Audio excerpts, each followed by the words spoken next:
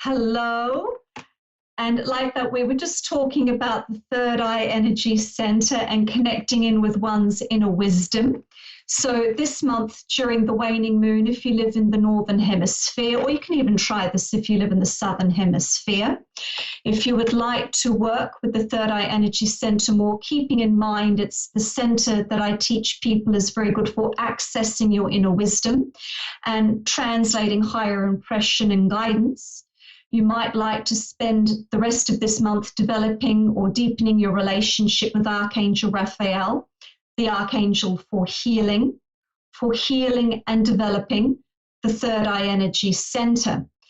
The reason why I teach that it's Archangel Raphael for the third eye energy center is whenever we receive an inspiration or a little bit of wisdom that we'd like to work with, quite often we need to work with life changes to be able to do so, whether it's changing a perception or whether it's changing course in our life path.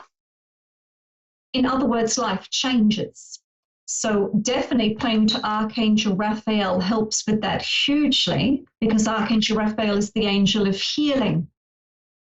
So definitely take some time to work with Archangel Raphael for any inspirations that you receive for moving forward in life. And do connect with that Archangel for helping you to heal, being able to move forward with any nuggets of wisdom you wish to work with this month for healing and smoothing your life path forward. I believe we have a lady who would like to call in. I believe we have Denise from Brisbane.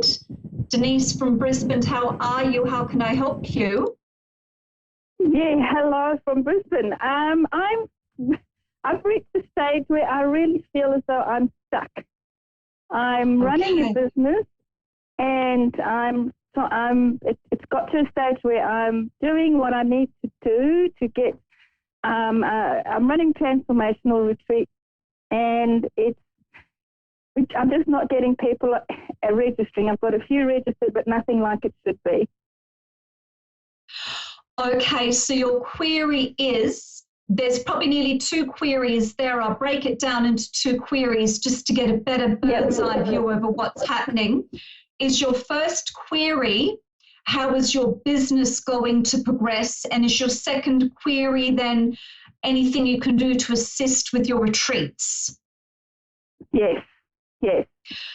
Perfect, Denise. I will start with your first query. I use the assistance of the tarot as well as tuning in clairvoyantly. So give me a few moments just to draw some cards for your first query over how your business will progress. 2 moments, please. Yep. Okay.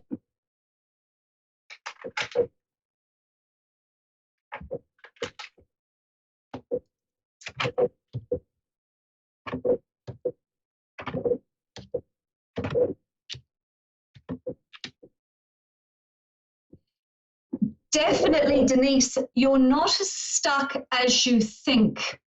Like that, what also does seem to be happening, as you might be aware, everyone has what I call ebb and flow cycles in their life.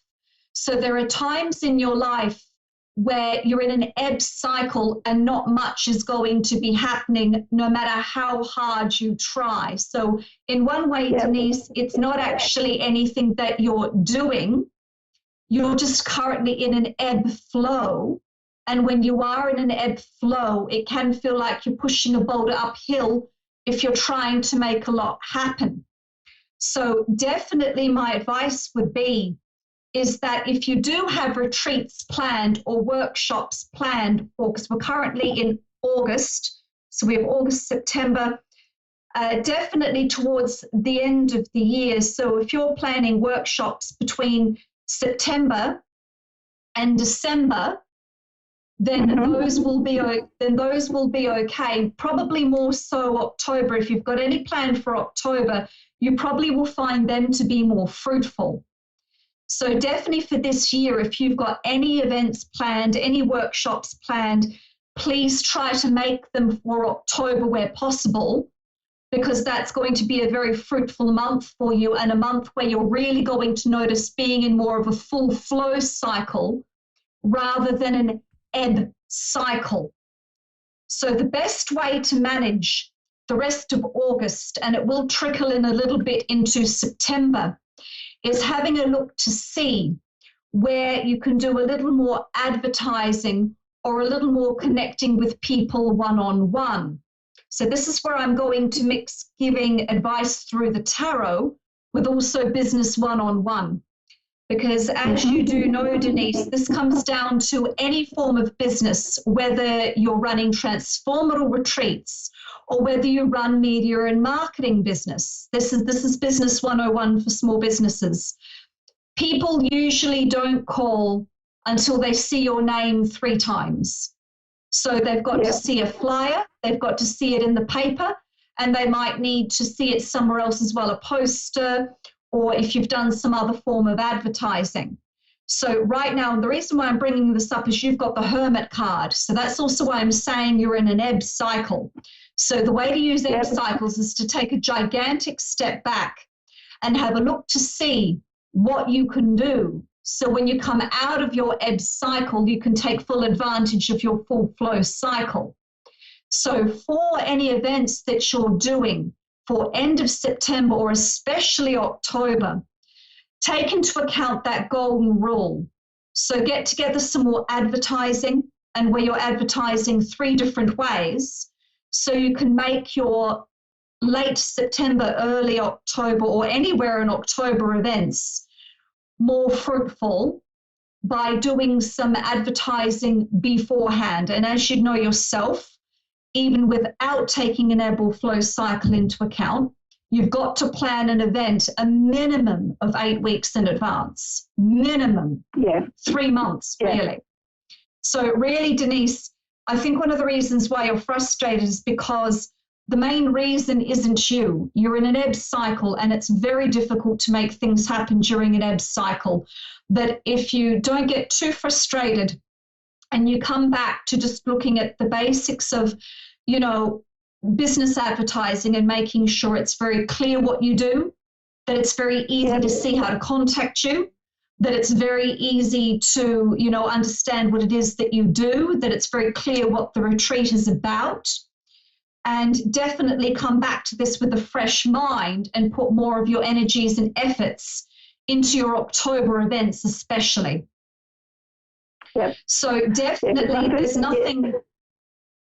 Yes? Yeah, no, that would make my first event the 27th of September to the 29th of September. I'm actually going to the US. I'm running events in the US. And then I've got another one in November. Definitely. And then January. And those will be fruitful. The ones later in the year will be more fruitful. So definitely, you still will be traveling. I do have the Chariot card here, hidden influences. So you will be traveling. You will be traveling. And the one towards the end of September definitely will still be all right. It still will be going forward. But then definitely, I do believe you will be running something in October. Definitely. That's why I'm saying October is a month for really capitalizing on events. But definitely as well, the November one, be careful with money. So be careful with money for your November workshop, where that one, don't put in too much money before you know how many people are coming. So the November one will still go on as well, but please be more careful with money. I've got the 2 of Pentacles for November. So please be mindful of your money in November and be a little more frugal around the November event. But definitely, please take into account you're in an ebb cycle. From what I can see, that is the biggest issue. You will come out of this ebb cycle in September. You'll feel it more in October, and it will be all fine from there. From what I can see, it's just panic over an ebb cycle, Denise. I can't see anything wrong. Okay, awesome.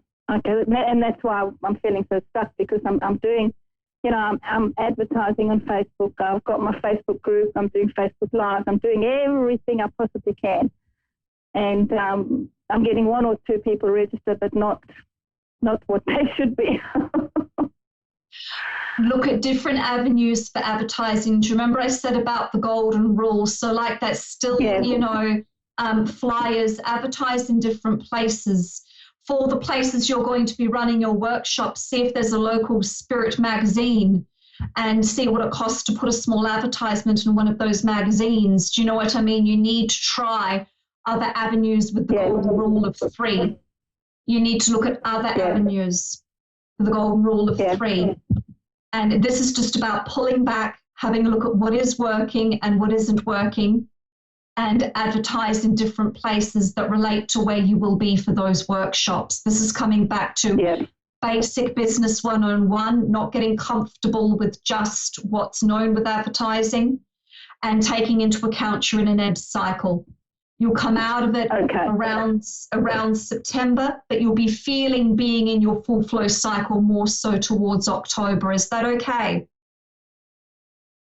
Yeah. So like that, it won't. So like that, your business is fine, but take into account your ebb and flow cycles and take more advantage of things in September, October. Yeah. Okay. That gives me a little bit of insight as to why I feel, as, like you said, I feel as I'm pushing a wheelbarrow uphill with rocks in it and I'm getting nowhere.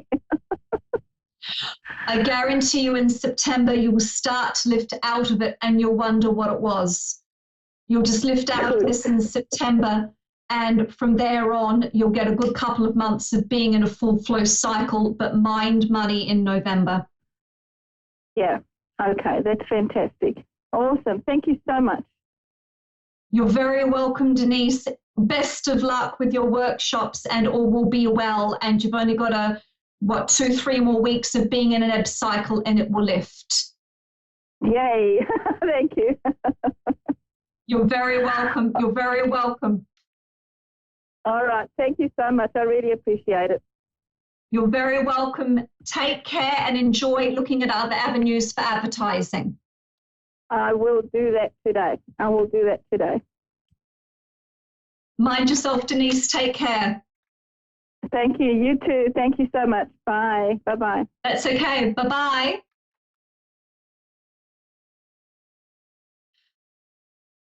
I believe we have another lady, Jacqueline, in Newcastle in the UK. Hello, Jacqueline. Can you hear me?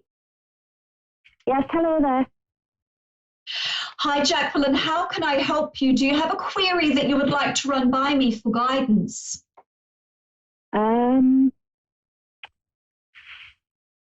No, just really a general reading and see what comes out. Absolutely no problem. So you just want me to just draw the cards for you and see what crops up? Yes, please. Absolutely no problem. Give me a few moments here just to tune into you. And I'm using tarot as well, Jacqueline. Great.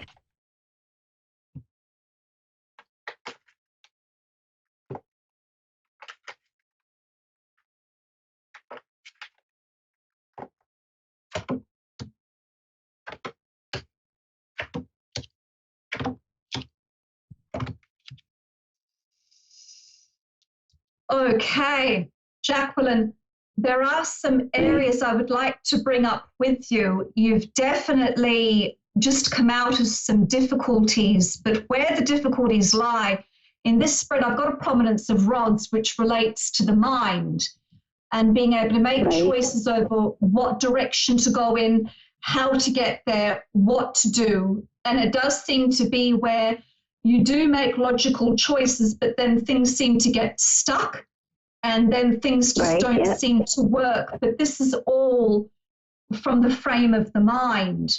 And what I also want you to be mindful of is I've got the Knight of Wands card here for September. And that card always alludes to being mindful over signing contracts.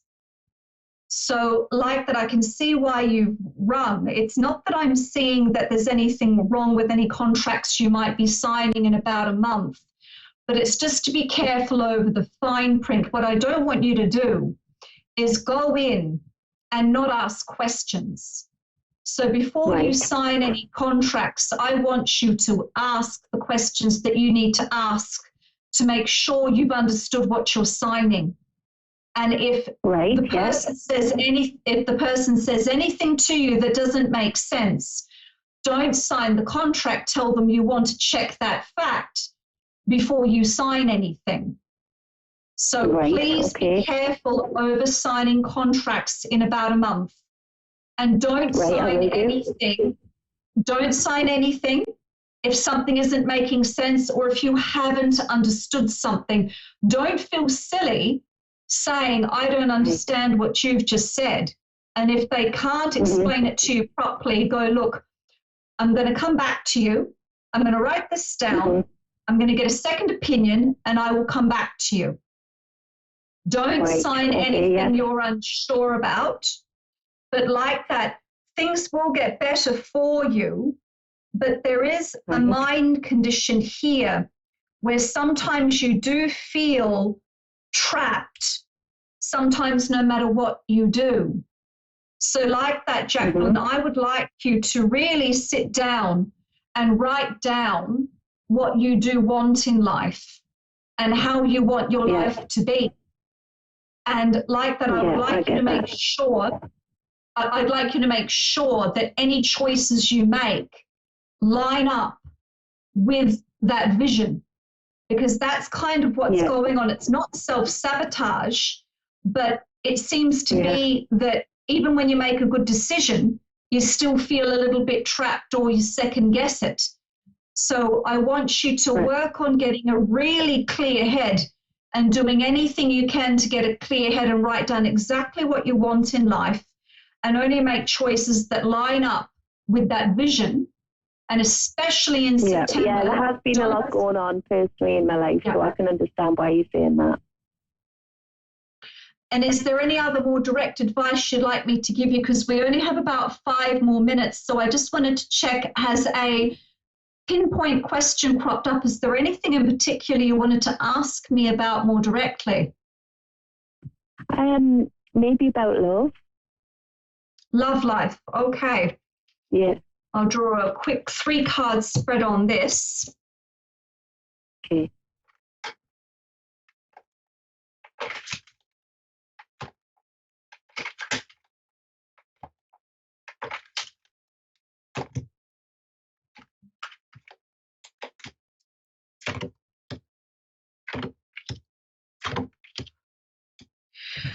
I think it's a little bit up and down, because even in the tarot spread that I've done, as well as tuning into you clairvoyantly, is there someone that you're very distant with? Or is there someone kind of in the background, love life-wise, at the moment? Because even in the tarot card spread here, I'm being shown kind of ups and downs, and there's distance. So am I reading this correctly, that there's just not a lot of closeness with this person, or is this a long-distance relationship that you're trying to make work? No, I'm not in a relationship, but I've been single for 7 years, and an ex has kind of just came back. Nothing started up, so I can understand why you're seeing the distance. We've just started speaking again. Okay. Like that, I would be a little bit cautious over this, because if you were going to tell me that, yes, there is a long-distance relationship, I would be saying to just take it each day as it comes. I'm not too sure if this is in both of your best interests for this to work out. So like that, I would I'd still enjoy this person's company. It's lovely to have a nice, mature connection with an ex, but I just don't believe that this will actually progress love life-wise. And I'd be cautious over forcing it in that direction. I do believe that more around, we've got August, September, October, I believe December, January. I know it sounds cliche, but I actually believe it's in February that you will meet someone that you will end up in a long-term relationship with, but that they show up in your life about 2 months prior. So that would be December, really. So I believe you will meet somebody else in December, and you will develop a good connection with them over December and January, to where you are actually properly going out in February of next year. Oh, that's nice. So like that, I'm not holding out much hope for romance with the ex. I do not think that will work, but definitely you'll meet someone in December. It will progress over those 2 months to where in February 2020, it is actually a relationship. Jacqueline, I don't mean to rush, but we've only got 90 seconds and I don't want the call to cut out. So I just want to wish you all the best. So love life is looking better with someone new that you would definitely be in a proper relationship with by February 2020. Oh, thank you. Thank you so much. You're very welcome, Jacqueline. Mind yourself and take care. I will. Thank you. Thanks. Bye-bye. That's okay. Bye-bye. For anyone that would like to contact me or anyone who's interested in making a deeper connection with me, please contact me through my website, www.chloefolan.com. And once you've clicked on my website, www.chloefolan.com, at the top of my website, you'll see all of my social media buttons. Feel free to connect with me through and follow me on social media as well. If you're interested in the work that I do and the readings that I give, you can always book private sessions and also book workshops one-on-one with me if you don't live near me in Ireland. I'd like to thank everybody who's tuned in this evening and everyone who's catching the show after the live broadcast. I wish you all a happy waning moon and definitely enjoy deepening your connection with Archangel Raphael. He's a fabulous archangel to connect with if you need to develop better trust in your life path or moving forward in life.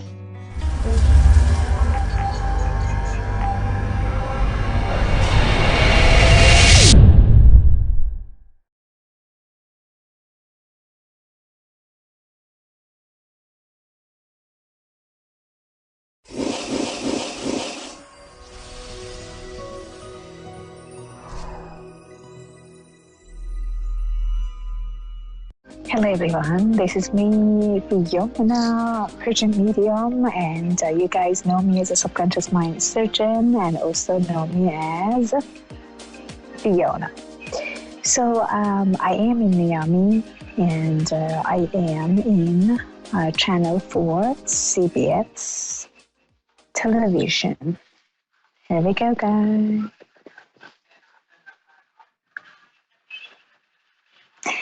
So, but as far as I know that David wanted me to do the show, my producer, and he's always serious about it. He always wanted me to take a call, and I was not on the radio show and did not have a live show with you guys for a long time because I travel a lot to New York, Miami, other countries for speaking, for interview, for TV shows, for other stuff.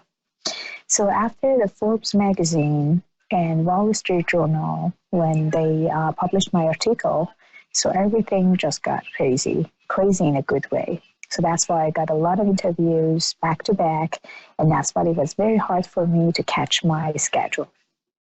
I know my producer is going to kill me now because I do a lot of stuff with my camera.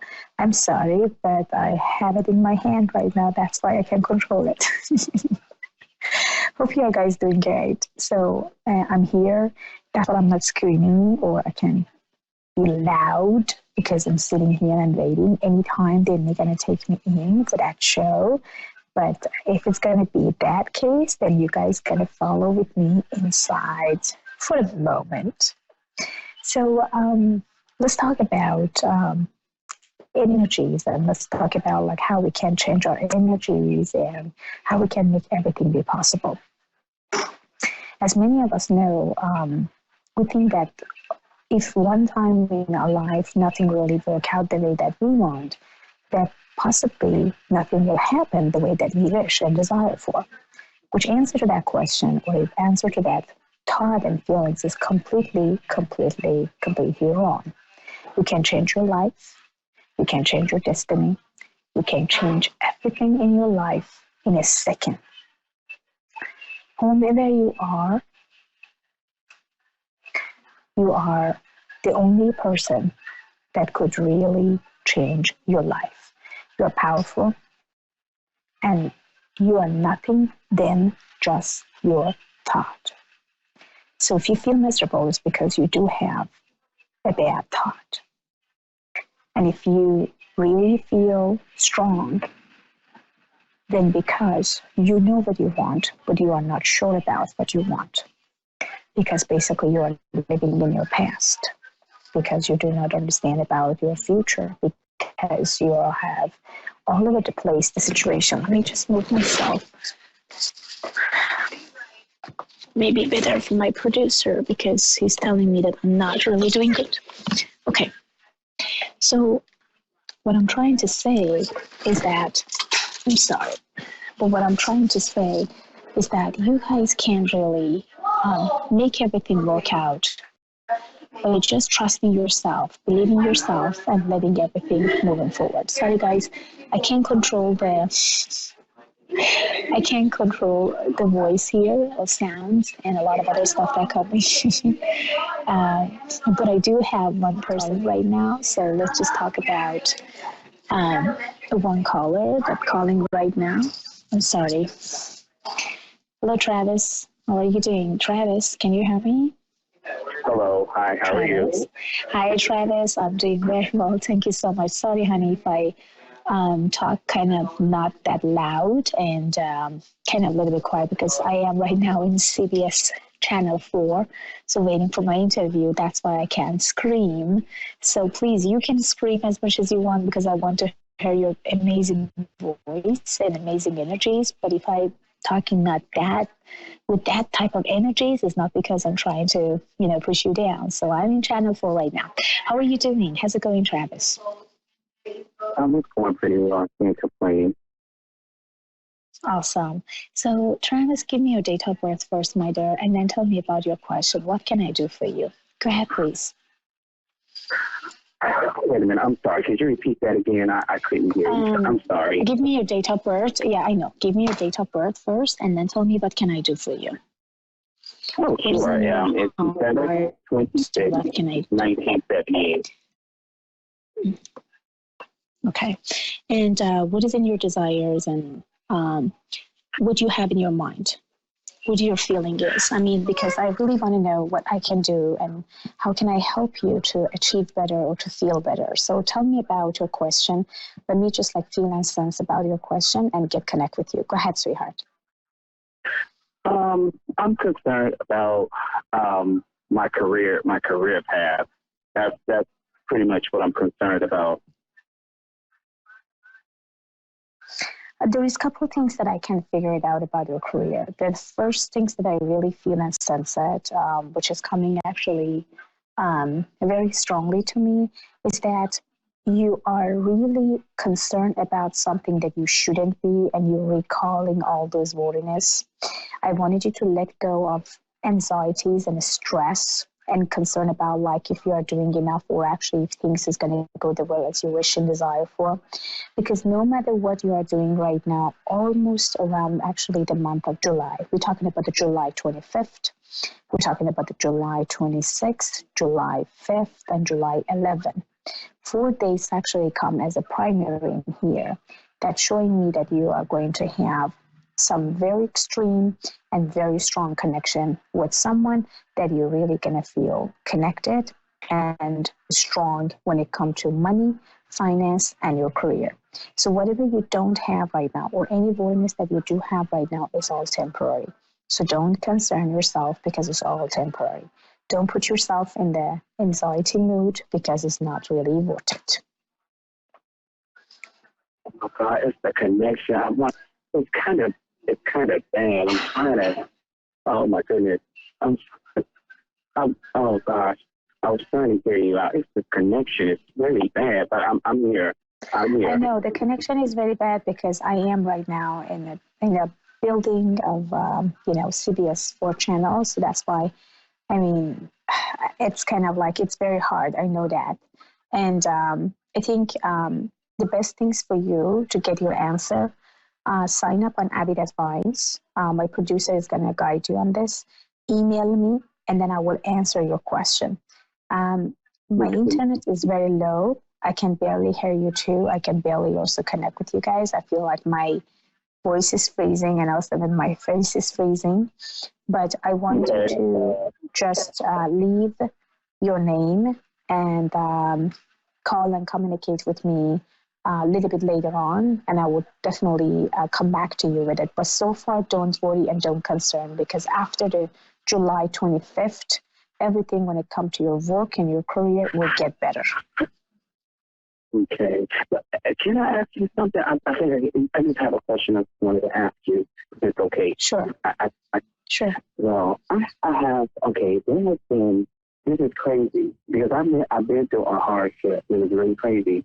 But for some reason, all of a sudden, it's like certain companies that I wanted to work for in the past, now all of a sudden they're coming to me. They're coming to me left and right. I just received in my email, the first one of them was it's called the Florida Power and Light Company. I received an email from them. The second one, I received an email from, oh my God, I'm having a brain freeze, American Express.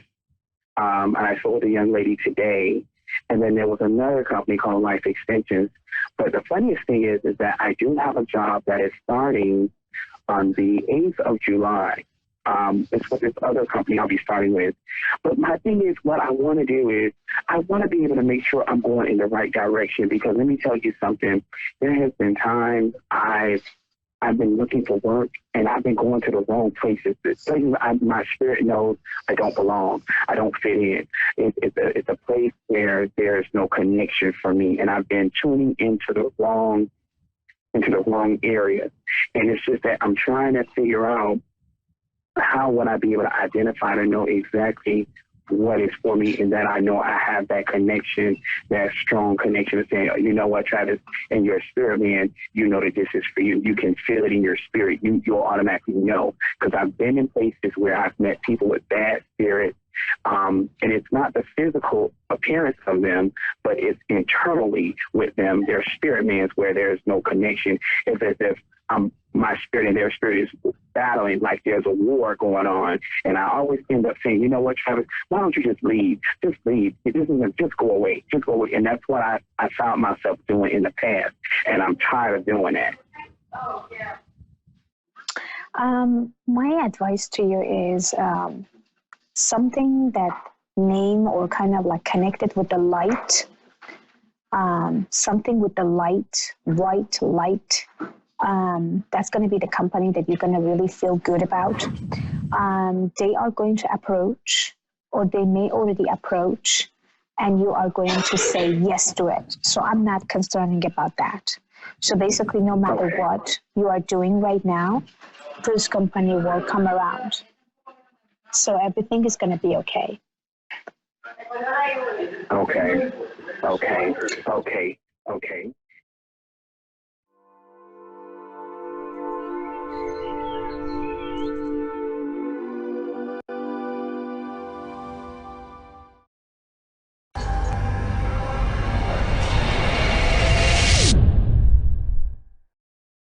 Hi, I'm Asia, and thanks for watching Moonstruck.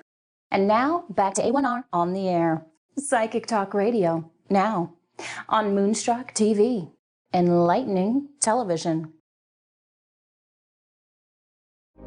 Hello and welcome to the show. This is Soulstar Radio. I'm Jacqueline Closemore, your host, and we're on A1R Psychic Radio and also Moonstruck TV, coming through to you live around the globe and broadcast through the US. Now, I'm joined today by a very lovely lady. I connected with her recently on the show. She called in for a reading, and she herself is actually a reader and also a spiritual coach, and based in Australia and also travelling at the moment. And we've got live with us, of course, Liz Atherton. So welcome to the show, Liz. Hi, thank you. Very good to have you here. So tell us a bit about your spiritual journey. Sort of how did that start? What sort of got you going? Well, basically, my dad passed when I was 24, and before he passed, I actually asked him to connect in with me after he passed over, and I had a lot of experience with that. And then my mum died when I was 32, and I went, I'm going to do something about this. I need to, have connection with, my two parents, and went and did a psychic development course, and they said I was a full-blown medium. So, I stuck with that and just started reading. They taught me how to read and pull through spirit, which I was already doing, just describing a lot of passed over loved ones. And then I went down the journey, sort of 20-something years later, and I've been trying to help people with connecting with their own sort of soul and their own process. And a lot of the readings that I do is very much about getting their mind out of the way. And so is the coaching programs that I've put together as well. And the books, they're all sort of set around trying to help people connect in with the psychology of their mind, as well as how the soul speaks, so they can differentiate between the two. Yeah, it is a big difference as well, because sometimes people will think something's in their mind that's actually spirit coming through, and sometimes people think spirit's coming through and it's actually their mind. And it can be a real minefield. And I actually have a number of really aware clients, but I have one client that, she's gone through a number of gurus, let's put it that way. And and it's like, but how do I have a direct communication with God? And I'm like, okay. And there's a very blocked energy there. And I find that with the mind, if someone's purely in the intellect, that's where they can lose that ability or not have that ability to connect with spirit, because they literally the head's in the way. Yes, but I teach how to get that head out of the way. So It's about being able to define how the voice speaks of the soul versus the egocentric voice. So it's about learning how your ego works and, what it's trying to protect, and being able to get through that process of the levels of emotions of what we've been through, and what our coping mechanisms are, where our damage is, and how we need to heal over traumas so that we're not in powerless positions repeating the same patterns. And when we can see ourselves starting to repeat those patterns, it's about getting into that level, but being able to hear when the soul's actually trying to push you past these patterns. So when the soul speaks, like all the readings I do, it confirms what people already know, but it gives them this sort of solidarity that, oh, yes, that's the path I've got to take. It's not a process of battling out the soul versus the ego. And so, the two monkeys, or the devil and the angel, that you've got going on. And one's very much the human mind and the human psychology trying to control life, where the soul's trying to drive it in a different level. And, it creates a lot of anxiety and fear and a lot of depression when the two of them really start to separate out. And what I've learned through the process of, coaching and mediumship is how that process works. And I've been really supported by Spirit to do that. Yeah, no, that's a beautiful thing. And it's certainly a good thing, because, some people will get stuck in that mind lock. And I find a lot that fear does get in the way with people. But also if they've got a very fixed mindset, which is what you're explaining, you're helping them break through. So that's really good stuff. And so with your work, you also do the coaching side of it in that. And with your books, you sort of got that emphasis of bringing people out as well. What do you think out of the book, like you've written a few books here by the sound of it, what's your most favourite book and the message of it, I guess? So my first book was called Mind Chatter That Matters. So it explains on a very basic level, because it is very basic stuff that we need to get back to the basics, which is what we all know. When I wrote that book, I channeled a lot of the information. I already knew the information, but I had to put it together in a way that people would be able to get the concept. And I had to explain the psychology side of how the mind is broken up, which is taught in universities through, like, the principles of Freud and Jung. And then I brought in how the soul speaks and how to identify the soul's, work, and the purpose of the ego versus the purpose of the soul. And a lot of people go, oh my God, you just explain it so easily. And it is so basic, but it's trying to work out what voice is what. Once we learn the agenda of each voice, and then we go through the coaching, so I get help to show where say someone's had trauma at 14 and it's holding them up in a certain area, the spirit will show me that they've got that particular, damage in there, and we'll talk about it. And then that helps them open up, because sometimes there's a lot of hidden agenda that our egos want to protect that stuff so nobody can get in there and hurt again. Yeah, no, it's absolutely. And I sort of find with people, I can name the age at which something like that happened. Do you find you do that as well? Yes. Yeah. It's a really deep kind of level of work you're doing there. Now, we've also got a caller, so we might bring them in. We've got Claudia in Springville, Utah. Are you there, Claudia? I am. Thank you. Hello and welcome to the show. It's beautiful to have you here. It just feels like a journey of selfhood going on as well there. But I might get you to chat also with our special guest, Liz Atherton, who can do a reading and a bit of spiritual coaching for you. So go ahead there, Liz. Hi, Claudia. How are you? Hi. Oh, I'm good. I'm a little nervous, but I'm good. Okay. I'm sort of looking at your energy. You're very loving and very giving. Like, I feel that you it can express and articulate very well. You have been around people that don't always hear and get your communication. Does that make sense to you? Yes, yes. Okay, I feel that you're a very good soul, like you're very much putting yourself out for a lot of people and wanting to, and that might sound very general, but I feel that you come from a really strong heart sense with this, and I feel that you do go that extra mile for people, and you're coming across as a very sort of loving, guiding, sort of like very supportive to a lot of people. Now, I'm just going to have a look if I've got someone in spirit for you. Hang on for 1 sec. I do have a lady and I've got a man. Have you lost a parent at all, doll? Like, I feel that this lady's very much a motherly, she's got a motherly instinct to her. Yes. And I feel that when I say motherly, I feel very... or would have walked over broken glass for her family, very connected. Oh, okay. I'm having a hard time hearing you, but did you say there was a woman that's like a motherly? Yes, but very, very much a family lady, would go the extra mile for everybody. Yes.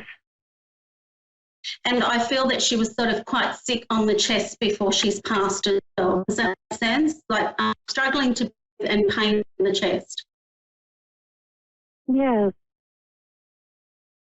And was this lady sort of in her 70s, early 80s when she passed as well? The early what? In her 70s, early 80s when she's passed. Yeah, around that. Pardon? Could I ask a question that is on my mind? Of course you can. Okay. I thought I felt my mom's death because it seems like sometimes I do. I've had. I want to know where she is. So I feel that this lady's very present in your life and very much, she would have been very good at, not always good at communicating her love, but would be always very present around you. Does that make sense? Like, she would be there for you through thick and thin. And like, I had a mum like that. She was just constantly there. You know that you could call on her. And I feel this lady's in spirit still like this around you. And I'm just being shown like an older style weatherboard home that's got a lot of white on the outside. And I feel that she's trying to confirm, I'm not sure if this is your home or whether this is the home that she used to live in, but I feel that she's very much a homebody and would be very house proud as well. And this lady's sort of trying to come through to sort of just acknowledge that she's around you. And she's also sort of showing me, do you understand what I mean? Well, but that she's trying to show me that there's times where, you know, you feel like you, I wouldn't say it's loneliness, but you feel sometimes alone. Yeah, well, I have a lot of guilt. Okay. But this lady is sort of not which coming one, through. because the people you are describing, it could be either two people. And I've recently lost my mom and my mother-in-law, and they were both very important in my life.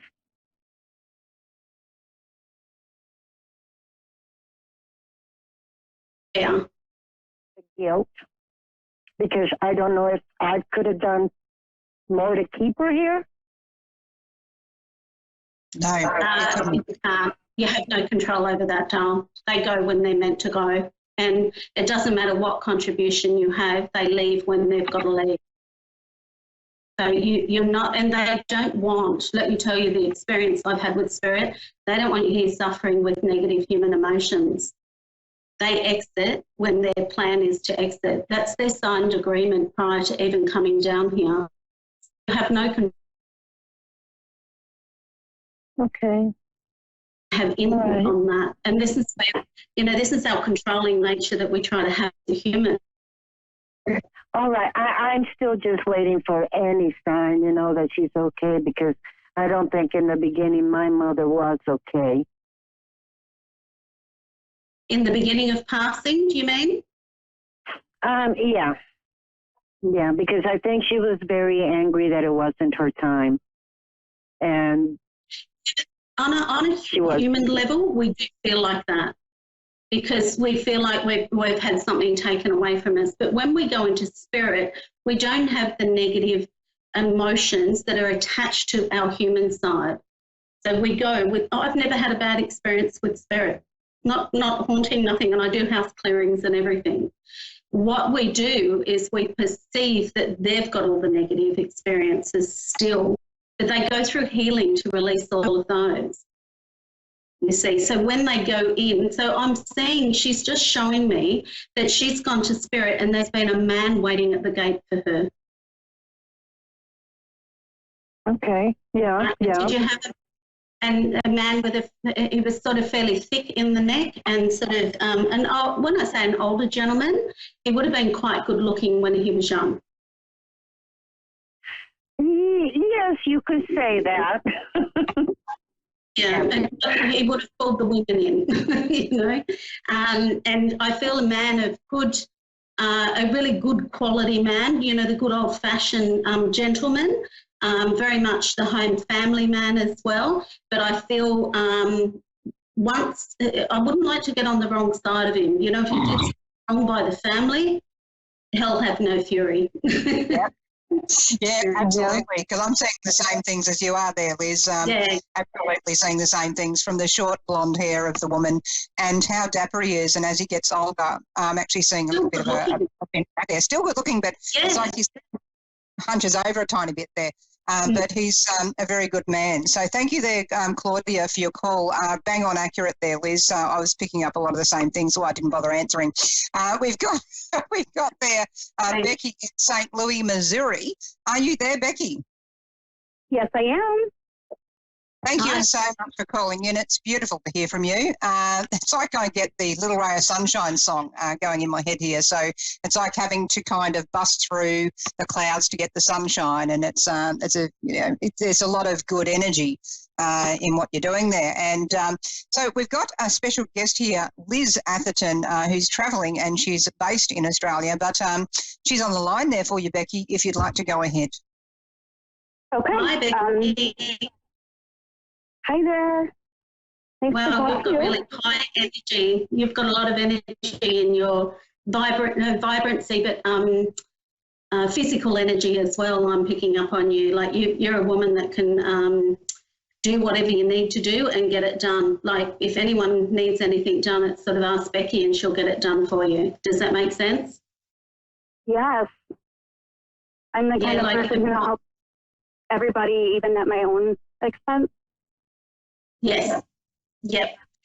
But I think you're still capable of taking on more than 10 things at once. Like you've got a very peripheral mind, and I think anything that needs to be done you can accomplish. You've got a very goal-orientated energy as well, and I feel that peripheral energy is very driven to success. It's not a energy that will sit back and let everyone else do it, around you. So you will take the bull by the horns and plough through whatever you want. I feel really good energy over the next sort of 6 months for you as well. It is about asking for what you want and pushing through the boundaries. Don't let people say no to you. I feel very much that you have to ask 1,000 different ways to get what you want. So you're not to sort of let anybody put the boundaries around your belief systems and say no to you. Sort of like, okay, no for that way for you, but I need to still do this. Don't let this hold up. Or hold you up, I mean. And I feel very much head down, bottom up, and focus on what it is that you want. That's right on. That's how I am. I just have to do what I feel I need to do. And absolutely. Yeah, you are really a go-getter in that positive sort of sense. And sometimes it can be a real kind of energy there of having to kind of step back and say, all right, well, what am I doing for me now? I was getting these Mexican jumping beans as Liz was speaking. Oh, and, yeah. And it's a real high vibe, high energy. So, that's a really good thing. Was there any question you wanted to ask Liz there, Becky? yes, I'm newly pregnant. I just found out. Congratulations. Thank you. I'm just hoping I carry through. I'm an older mom. I'll be an older mom, Yes. and this is my first ever pregnancy. Okay, 37 at the moment. I'm sorry? No, I'm picking up 37. Are you 37 at the moment, or is that when you're due to have this baby? I don't know. I haven't even, I don't have my first prenatal until next week, and Right. I'm 44. 44, okay. Have you been trying to have children since you're 37? And I feel that there's been a child around you. Probably, yeah, okay. So I feel that there's been a child that's been around you for those years trying to come through. I am getting a little girl energy. She's got a very a different way of looking at things. She's going to push boundaries for you to make you slow down. Because you are a bit of a go-getter. She's going to want a fair bit of attention. She's very bonded to you. I feel that this little girl is going to teach you more about relationships and love and connection than what you've had before. And I don't mean that in a negative way, that your experience has just been negative, but she's going to sort of open your heart, in a different way. And this little girl's very connected to you. I feel that you've done many lifetimes with her. You'll have very much the sister relationship with her when she gets older. She won't be like a daughter to you. I do feel she'll be very looking up to you all the time and inspired by who you are, and then wanting to follow in your tracks. I don't know why, but I'm picking up a lot of business energy around you. I do feel that at some stage you'll be driving, if you're not doing it already, you will be driving your own business, and you're very much the counsellor as well. So you're very much the healer and moving people through and giving that support. Does that make sense to you? Yes, it does. I have a friend staying with me right now who's going through a hard time, and I'm always here for my friends. Yeah, look, you're doing really well too. So don't be afraid to go down this road. I feel that after you've had this child, it's really going to help you connect in with mothers who are disconnected from their children as well. And I feel that you'll be able to do some work with people in a long-term role here. All right. So, and you're going to use this beautiful loving energy and the can-do attitude and, the bull in the china shop mentality together to be able to bring, a lot of sort of connection between mothers and children. The mothers that are sort of struggling with being new mums. That sounds pretty cool. Wow. Yeah, so, but I think this will happen after your child's born. So I think this is where this little girl's going to come through. I am seeing her as a girl, not as a boy. She's got a lot of feminine energy. So, but she's very soft. Okay, so she's going to need, she'll be a bit of a leg hugger when you're trying to walk around. She's a beautiful soul, a really beautiful soul. I'm so excited. You will have this baby. I do see this baby coming through. And I also feel like something else I'm just picking up. Prior to this pregnancy, it's almost like the relationship hasn't quite been ready, but now it is. So the timing wasn't right. Yeah, absolutely. I would totally agree with that one. And it's right now. So you're not to worry about losing this child. This child will come through. That is amazing. I'm so happy to hear this. Thank you that's really much. Yeah, look, and you know, yeah, I don't know why, but I'm picking up dark hair on the child as well. But I feel that there's light hair through the family. So I do feel that she may well lighten as she gets older. So you know how most people come through with blonde hair and they go dark with darker hair, and she'll get more gold streaks through it rather than be the brunette. Interesting. Yeah, my husband has dark hair, and I was born with a little bit of light hair, and it does run back through my family now that I think about it. Okay. So there's some genes that are being shown to me. And who's got the really long thighs as well? Because I feel that she'll come through quite tall, like with long thighs. So there's a bit more genetics there for you. And I just also wondered, is my father around? Is this the man that's sort of quite, I wouldn't say he's stern, he's loving, but he's firm. Does that make sense? Yes, that's my dad. I feel very much, I don't know why, but I'm picking up sort of a military sort of personality as well. Like he's got that sort of very refined quality about him. He would have done really well in the military if he's not in the military. He's not showing me that, but it's showing me the personality of that. That's my grandpa. Okay. Oh, wow. So this is the man. Oh, wow. And I feel this man is very much a loving man, but you wouldn't want to get on the wrong side of him. Exactly. You, and like if you were disrespectful to anyone in his family, he'd have that person up against the wall and in the corner, and verbally as well. He would nail them. He wasn't going to have it. Yep. No, that's my grandpa. And I feel this man is, when I say of high standing, that's his sort of quality of personality. You know, treat others as, you know, you expect to be treated. Yep, that's okay. Pretty much. And I feel his passing was actually quite, when I say enduring, he had to go through a fair bit to pass over. You know, it was long standing. Like I feel that he had ill health for a while and then he passed. Yes, he did. He lived with us when I was a little girl, and he deteriorated and then he passed away. Yeah. It kind of hard. Now, what's your dad's name, darling? I'll have a quick look for him. I'll just see if I can call him through by name. What's your dad's name? Fred. My what? Your father's name? My father, James. Yeah, James? Yeah. Okay, was he a bit of a character, like had a funny sense of humour? Very much so. Yep, and I feel like he could get away with whatever he wanted to say regardless of how he put it. He's one of those guys that had a really good way with words, so he could get away with blue murder or get away with saying the most obvious thing in a funny way.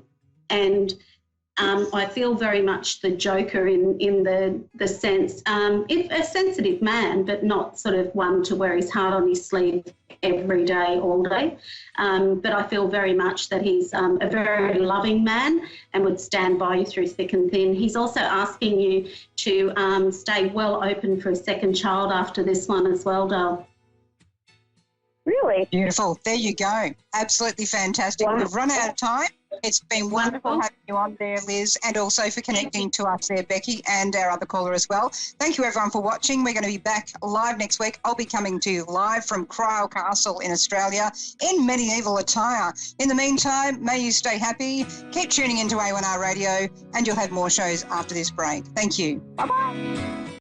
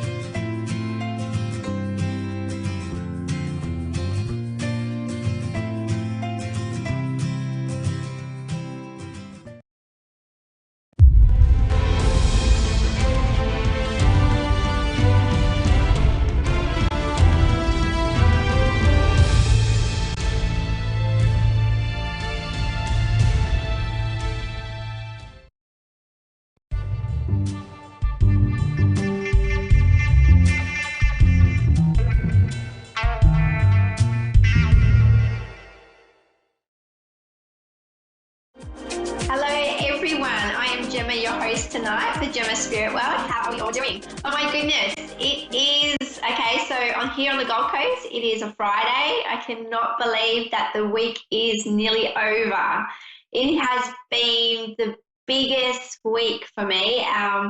Lots of positive highs that I've been hitting. I've actually been so busy with lots of readings, good for me, good for others that are needing guidance, seeking, insight into their future as well. And I've had, I've really felt my batteries, my energy levels dropping as of today. I really did something for myself. I went to work, but not actually, I didn't do any work for me, but I did a meditation, and I definitely meditate most mornings, but to actually go to a meditation group with, other beautiful, amazing people, it's to sit in a circle and just to be all together, come as one, and to really just let go, release, and just connect, and just to really it was amazing. And generally when I meditate,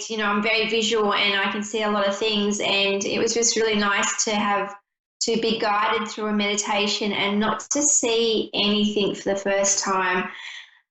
For me, it was all about recharging my batteries, and my goodness, when I came out of my session, I felt amazing. I actually feel like I'm glowing. I feel like I'm ready for another big week for next week.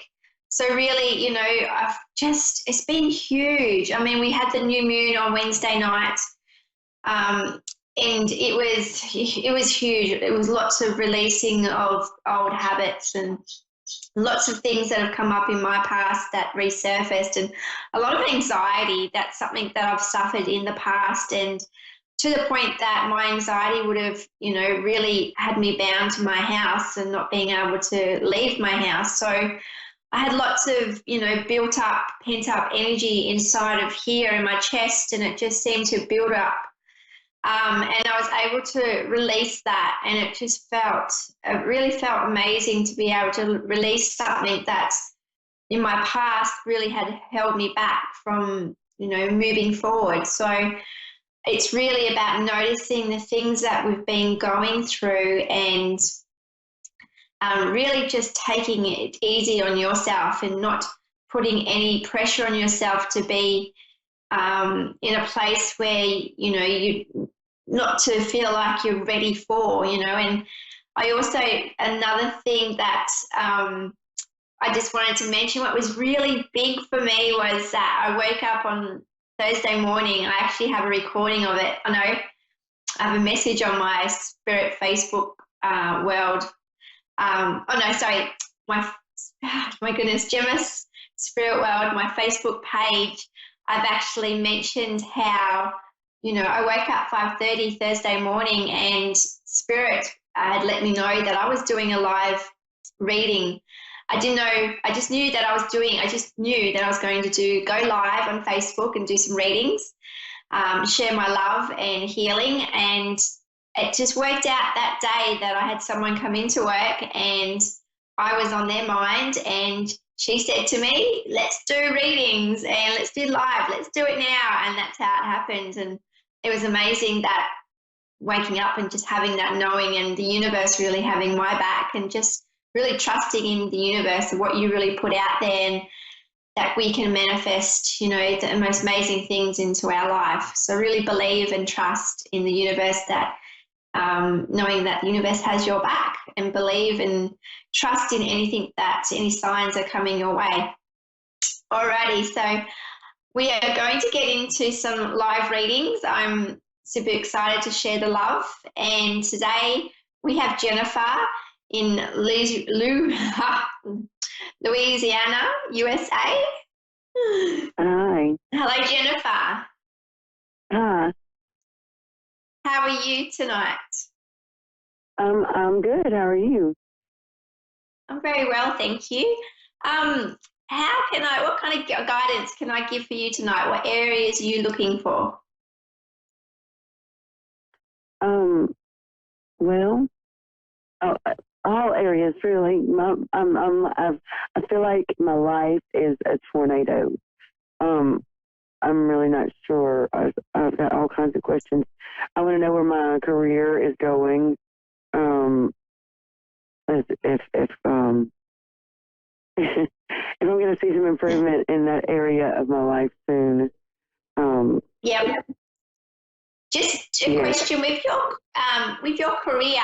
I keep seeing a Y shape. Have you only just recently changed work, started a new job? Yeah. Because it feels like because that's what I'm seeing for you, and I see that because it's and being the Y, because I keep seeing the letter Y, being at an early stage in your life with work, like it's something new.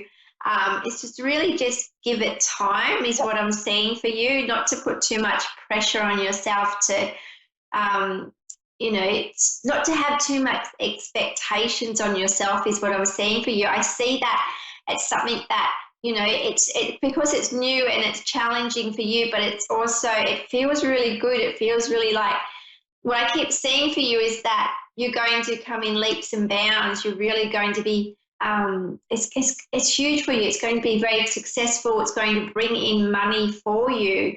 I feel like in the past, you've had jobs where, it feels like, because I feel your competencies. I mean, what I'm saying is that you're very capable of what you're doing, and this job's really going to challenge you. And I see that this is where you're going to grow in different areas, and you're really going to do well at what you're going to be doing. Is that resonating with you? Yes, thank you. Yes. Yes, it feels good. That. I keep seeing the gold around you, and when I think of gold, I think of wealth, and I see money. So generally for money, I get green, but I get gold for you, and I really feel it's a very positive thing in your life at the moment. This new job. Wonderful. Yes. What about love, then? What about? Yeah, I was going to say your love. It's interesting because with love, I keep seeing like a heart in front of me, and it's like your heart's pounding. And what I get from that is that I feel like with love, it's like you have somebody close to you, but I also feel like this somebody keeps, like, whether they keep coming into your life and back out of your life, or it's something that they're not too far away from coming back into your life. Like, it feels like it's something new, or that it's going to be something new, but it's going to grow, because I keep seeing them going back and forth. Can you make sense with this at all? Well, okay. Well, my closest friend is actually an old boyfriend, and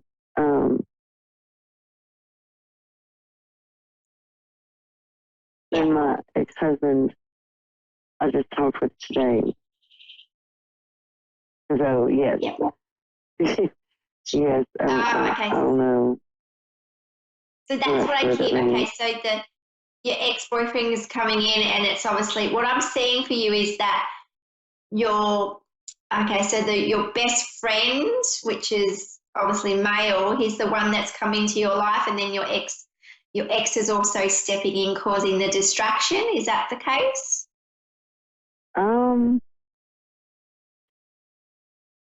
I wouldn't say the ex is stepping in and causing a distraction, but I would definitely say that my closest friend is an ex-boyfriend.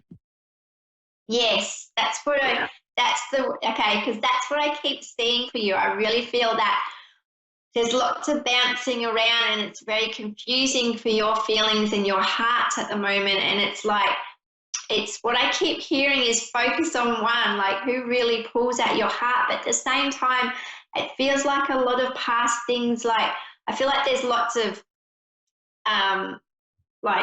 there's lots of past stuff attached to both. But I really feel like your heart's really pulling for the not your ex, but the other gentleman.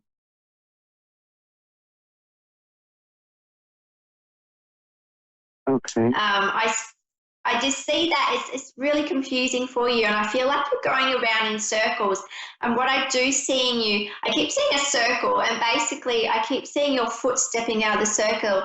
It's really just really stepping out of both situations and just really sitting with your emotions, with your thoughts going through with you, because I feel like there's just too much distractions around you, and it's really confusing you on what you want to do with your love life. It just feels like it's going around in circles, if that makes sense.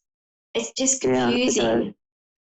Yeah, and I see that you have been hurt in the past, and I just feel like that things are just going to keep on being the way they are.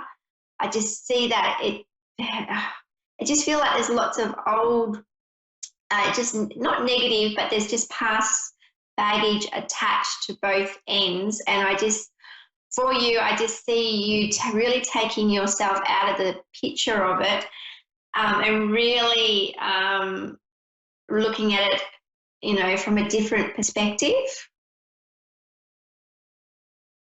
Because it just seems that, because I can't see past the confusion of what I'm seeing in front of me, because I feel like the judgment of your emotions and what you're going through is really clouding the clarity.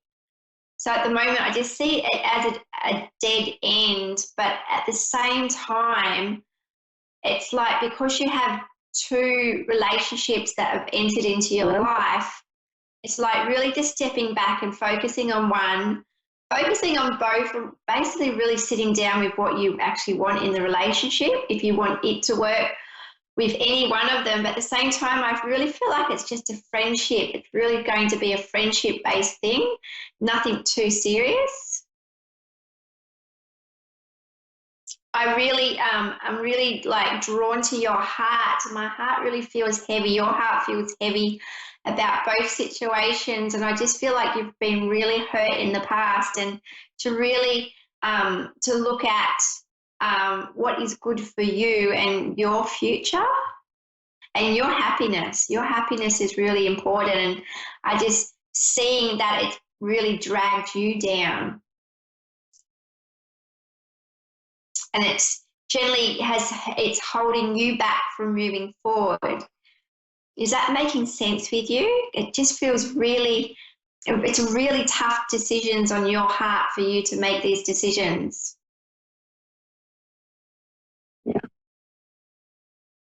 Yeah, and I just feel your heartbreak. I really do. I just see that, you know, the open, honest communication is really important. I'm really drawn to the colour blue around you. Because I just drew a card for you, and it's interesting because the card I drew for you is Speak Your Truth. It has lots of blue around it, and it's really about speaking your truth, but really being honest with yourself with what kind of relationship you want. Because once you put that out to the universe, you're going to attract the kind of relationship that you want, the kind of person that you want into your life. And if this doesn't sit with those two, you know, either either of, you know, those two exes, it's really, you know, really, because I know when you let go of people that are holding you back, you'll find that it makes room to meet somebody new in your life that's really going to respect you and bring a lot of happiness to you, if that makes sense. Yeah.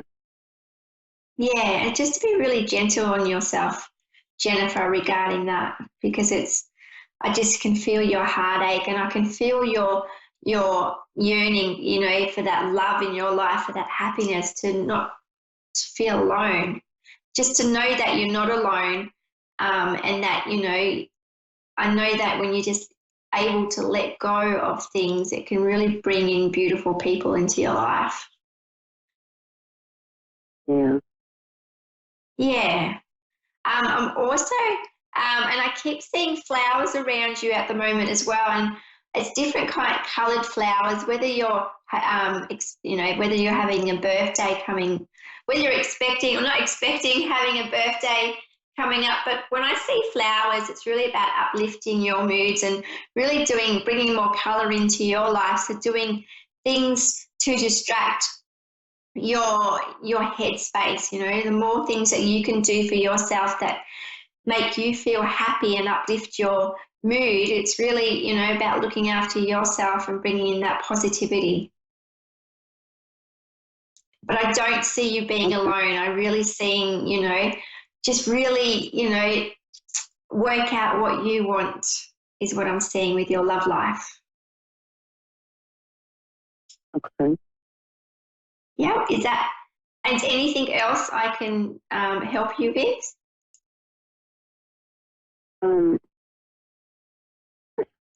You said it, the flowers. I'm struggling with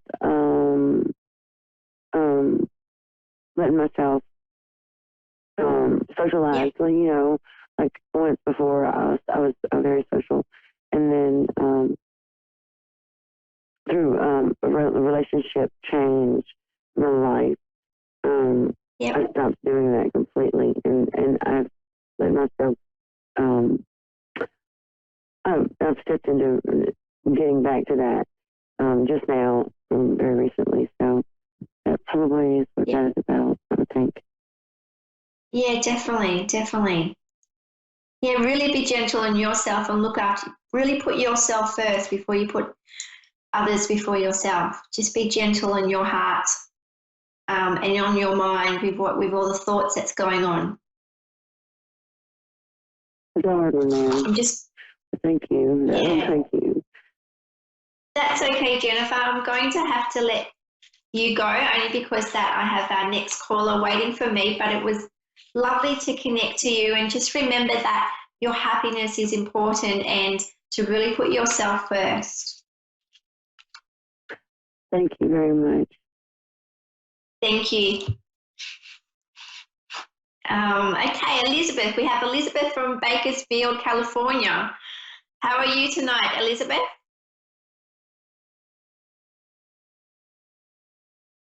Hello, Elizabeth. We're just waiting for Elizabeth to connect. Okay, I'm going to draw a card for Elizabeth before we connect with her. I keep seeing lots of colours around her, and the card that I've drawn for Elizabeth until she connects is the music card. So I'm seeing lots of music, but lots of movement around her. So it'd be interesting to see if she's doing any kind of travelling or moving in her life. I keep seeing for you, I'm just going to talk because I get lots of images even though I don't. Okay, Elizabeth. Hi. Hello, how are you? Yes. Yeah, really good. Hello? Are you there? Hello. Yes, I'm here. How are you tonight? I'm doing good, just busy. Busy? Yes. Mm-hmm. Just a question. I drew a card for you before, and I drew the music card, and I was obviously just giving you a reading before we were trying to get you back on the line. And I'm just wondering, are you doing any kind of travel or moving in your life at the moment? Mm-hmm. You are. That's what I thought, because I can see lots of colour and lots of greenery around you. Really? Oh. Yeah, and you're doing lots of travel as a moving of house. I can see you doing both. So you're moving house and you're traveling. Oh, I want to cry. Are you okay? Are they happy tears? Because I'm trying to leave the past behind. That's what I'm trying to do. Yeah, well, you're definitely going in the right direction. Really? Yeah, definitely. It feels really positive. There's lots of colour coming into your life. It really feels like everything's really on track for you. It just, there's lots of love and support around you, I'm feeling as well, but I really see that this change in your life is going to bring a lot of happiness, and also it really feels like it's a big weight lifted off your shoulders as well.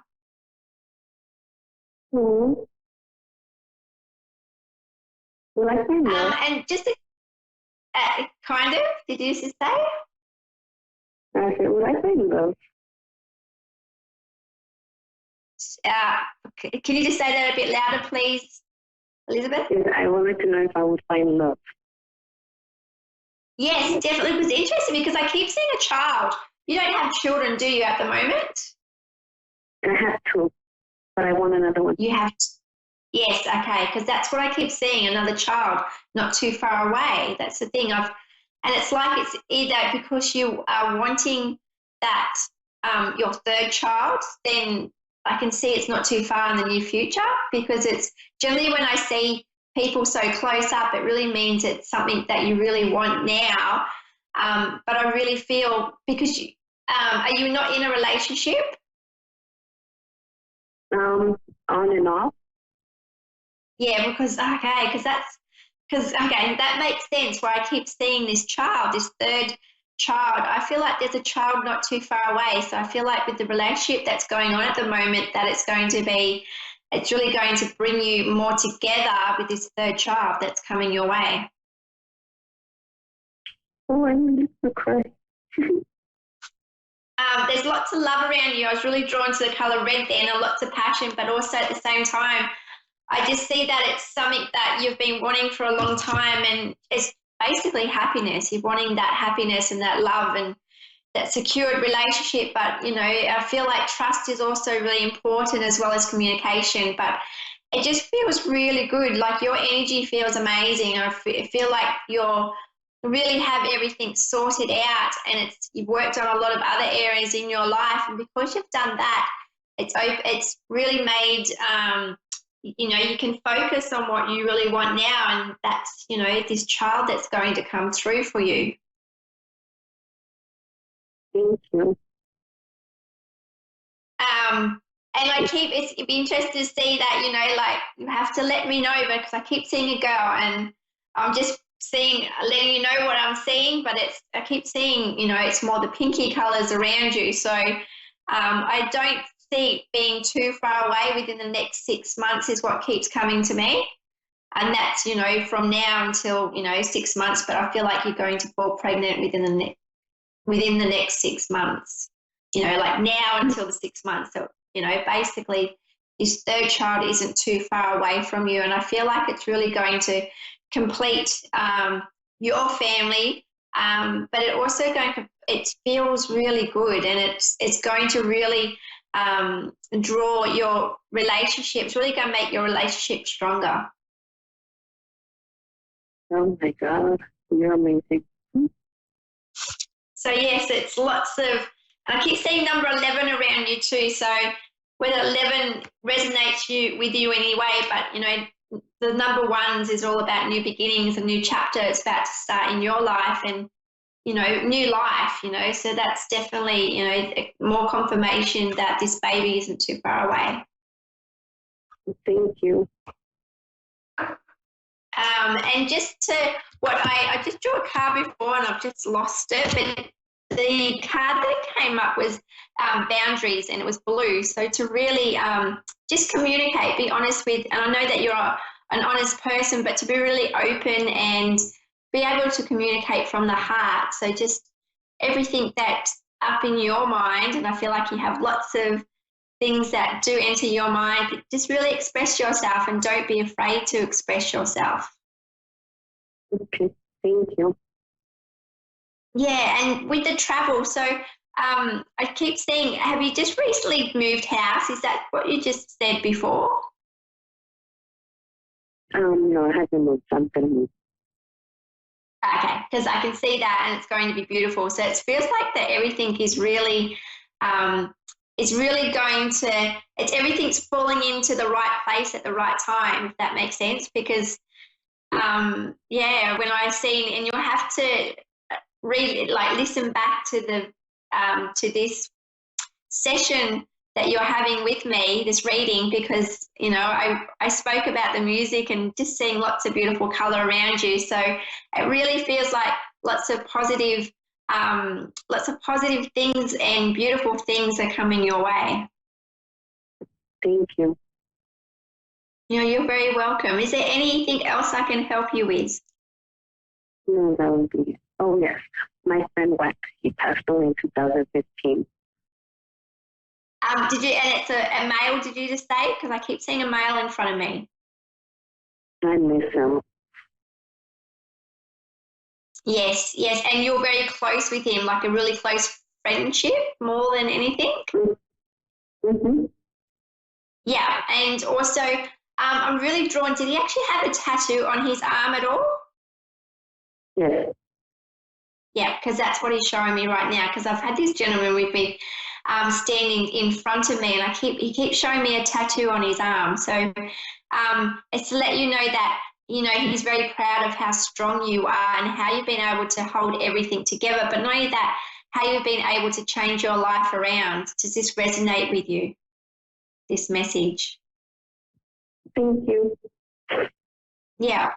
And to know that he's always looking over you, and to know that, he's just really proud. He's really proud of you, and he has this really big grin on his face. And he mentioned he wanted to give you a big hug as well. Okay. Yeah, so, please keep in contact with me. Follow my Facebook page, Gemma Spirit World, because I love to know if you have a boy or a girl. I will let you know everything. Now I have to get back to work. Thank you, Elizabeth. No, thank you. I'm blessings. Blessings. Thank you. Bye. Bye. Okie dokie. Wow, what a beautiful, wow. I just love happy endings. I love, when I see lots of so much beautiful, positive, uplifting, beautiful things for everyone. We have 60 seconds, probably 30 seconds. Yes, thank you, Dave, 30 seconds. So, yes, what a great week. I'd just like to thank everyone that's connected with the two ladies, Elizabeth and, oh my goodness, Elizabeth, and I can even remember Jennifer for connecting with me. Thank you, A1R Psychic Radio, for having me tonight. I would love for everyone to connect with me on my Gemma Facebook. Oh my goodness, I can't even get it right.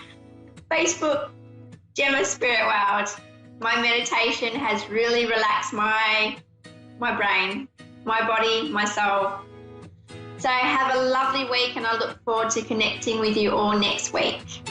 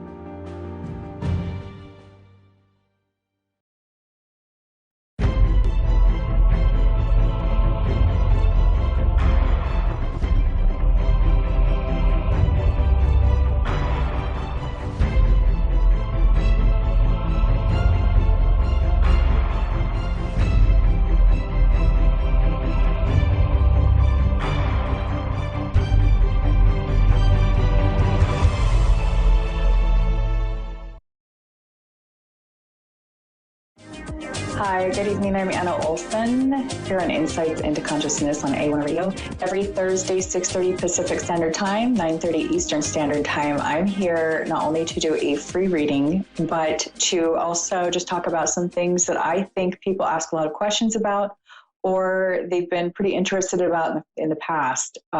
So I also like to take questions that I get via email or by my website, or the classes that I've done, and just to answer those here because they're so common that I just like to let people know how I do things. And of course, that will vary from practitioner to practitioner or reader to reader. So usually I will just tell people how I do things, and I tell people how it goes for me. So that's just me, and that's just the way that I do it. Different people do things differently. So I also love to hear feedback about what you have found on specific topics that I go over on my show. So if you ever have any feedback, I'd love to hear from you at AnnaOlsonintuitive.com. You can go to my contact page and email me, which gets to me a lot quicker and easier than the chat box, actually. The chat box is only there for the times that I'm actually on call, which isn't very often opposed to how often I will check my emails. And if I don't answer right away on my chat box via my website, then I'm not going to get a hold of you that day or maybe ever, because we'll miss each other. So again, AnnaOlsonintuitive.com, ANNAOLSEN, and it's on the bottom of the screen. So today I'm going to take a call, but first I wanted to go over some of the volunteer work that I have done and that I continue to do with some organizations in Los Angeles through a program called MITT, which is Mastery in Transformational Training in Los Angeles, California. I have been able to have the pleasure of working with some teenagers through the Torch program through after graduating from MITT. As a graduate myself, I've been able to staff many trainings for kids, both in the corrections department and through juvenile hall, or kids that are in trouble or at risk youth.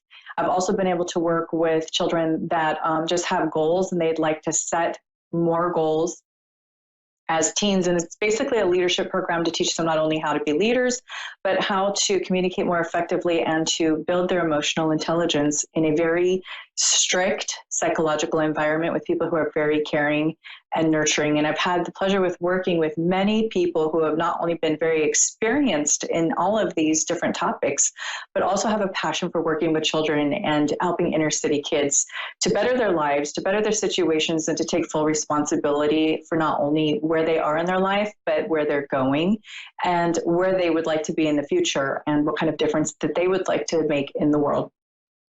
And unfortunately, last night, early morning this morning, I found out that one of my fellow advocates and coaches, Joe Palmer, had passed away from complications due to a surgery in his early 50s.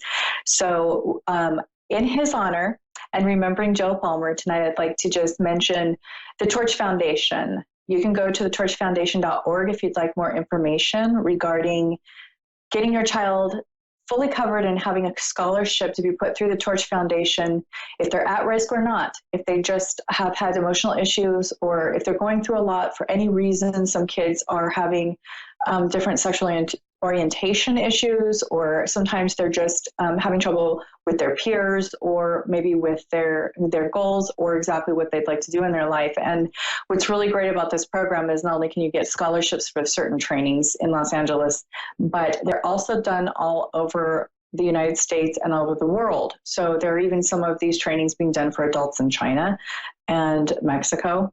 And I just want to really reiterate how great this work is with children. And I'm really striving to have all of my children go through these trainings. I have had one of my kids so far, who's now an adult, go through these trainings, and they're phenomenal for their development, their growth socially and emotionally. And the main emphasis I wanted to put out there in Joe's honor is the topic of emotional intelligence. Emotional intelligence is the thing that all the psychologists know really get people places. So you can have a straight 4.0 grade point average for your entire life, and if you haven't worked on that emotional intelligence, you're in trouble. They show that people can even, have less of an education and end up going much further with their developed and advanced emotional intelligence than those who have not. So that is something to learn early as possible, hopefully when kids are either in their even infant stages all the way up until preschool, kindergarten, first grade. That's the time to really get them started on identifying emotions and feelings in others, and being able to have a compromise and an empathy when working with others to really develop their relationships with others, and to be able to work towards goals in their life with support from others, and to really build strong emotional bonds with people in their work environment, at home, their marriages, and in their communities. So again, I would really like to extend the invitation to go to thetorchfoundation.org and to find out what you can about this wonderful organization and how you can get started in either having your child 13 to 17 participate, or to even be a mentor after going through the trainings, because some of these kids go back and they also are a peer mentor coach, which is also a great opportunity for them. And it looks amazing on a college application and on a resume as they continue through their work in MITT or in the Torch Foundation. So that said, I just wanted to go into different ways that I have worked on my emotional intelligence, and that we can always do better. Nobody's done, quote unquote, in learning about emotional intelligence. So basically, emotional intelligence is the ability to understand how someone else must feel and to properly and appropriately communicate how you feel. So if you want to Google that, it's a really great thing to look at. It's a great thing to learn. I have a caller. Her name is Michelle from San Diego, California. Michelle, how are you tonight? I'm fine. How are you tonight? Hello? Hello, Michelle. Hi. I'm here. Can you hear me okay? Hello? Hi. Yes. Hi. Hello. Hello? Hi. I'm here. I'm going to check my connection real quick. It sounds like you're kind of fading in and out a little bit. So I'm just going to check real quick. Can you hear me okay now? Yes, ma'am, I can. Okay, great. So how can I help you tonight? Is there a specific topic that you'd like to focus on? Not really, nothing specific other than, trying to figure out how to do life right. Okay. I think we're all kind of working on that, right? I should hope so. Okay, great. So the first thing that I'm kind of thinking of is there something within career or relationships that you'd like to go over? Well, yeah, most of those relationships I suppose. My husband, he died like 4 years ago. So I'm not really in a relationship, and so. Okay, so are you?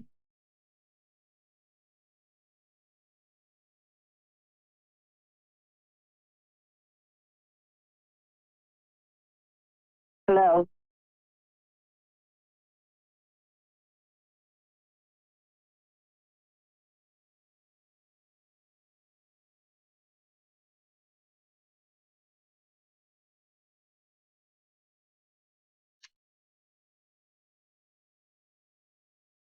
Okay, hi. Hi. Are you there? Hi, can you hear me all right? I can hear you now. Yes. Hello? Hi. Hello. Okay, we're just explaining hi. Can you hear me all right? Yes, I can. Hello. Okay, good. Hello. I was just wondering if you are able to, like, what relationships would you like to go over? Because there's also family, friends, coworkers. Well, I have 3 sons. Okay, that right there is in and of itself quite a feat. Thank you. So, the first thing I'm getting is the 4 of Wands for you with your relationships with your sons. So basically that means that you've had a lot of influence over these boys. And are they all adults now? Like maybe the youngest one in yes, teens? They are. Okay. Excuse me? Is your youngest one still closer to teens or early 20s? Yes. Okay. And I'm getting that so far so good. You've been a great influence for them in raising them. And I'm wondering, is there any specific one that you wanted to kind of go over with how things are going with him? Kenneth. Okay.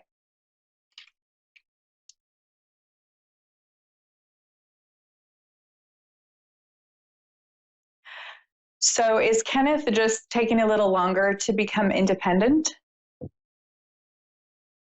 No. Okay. Because I'm kind of getting that there's more of the emotional maturity thing there with him. It's not so much that he's not doing well. It's more of a connection that he has with you. Okay.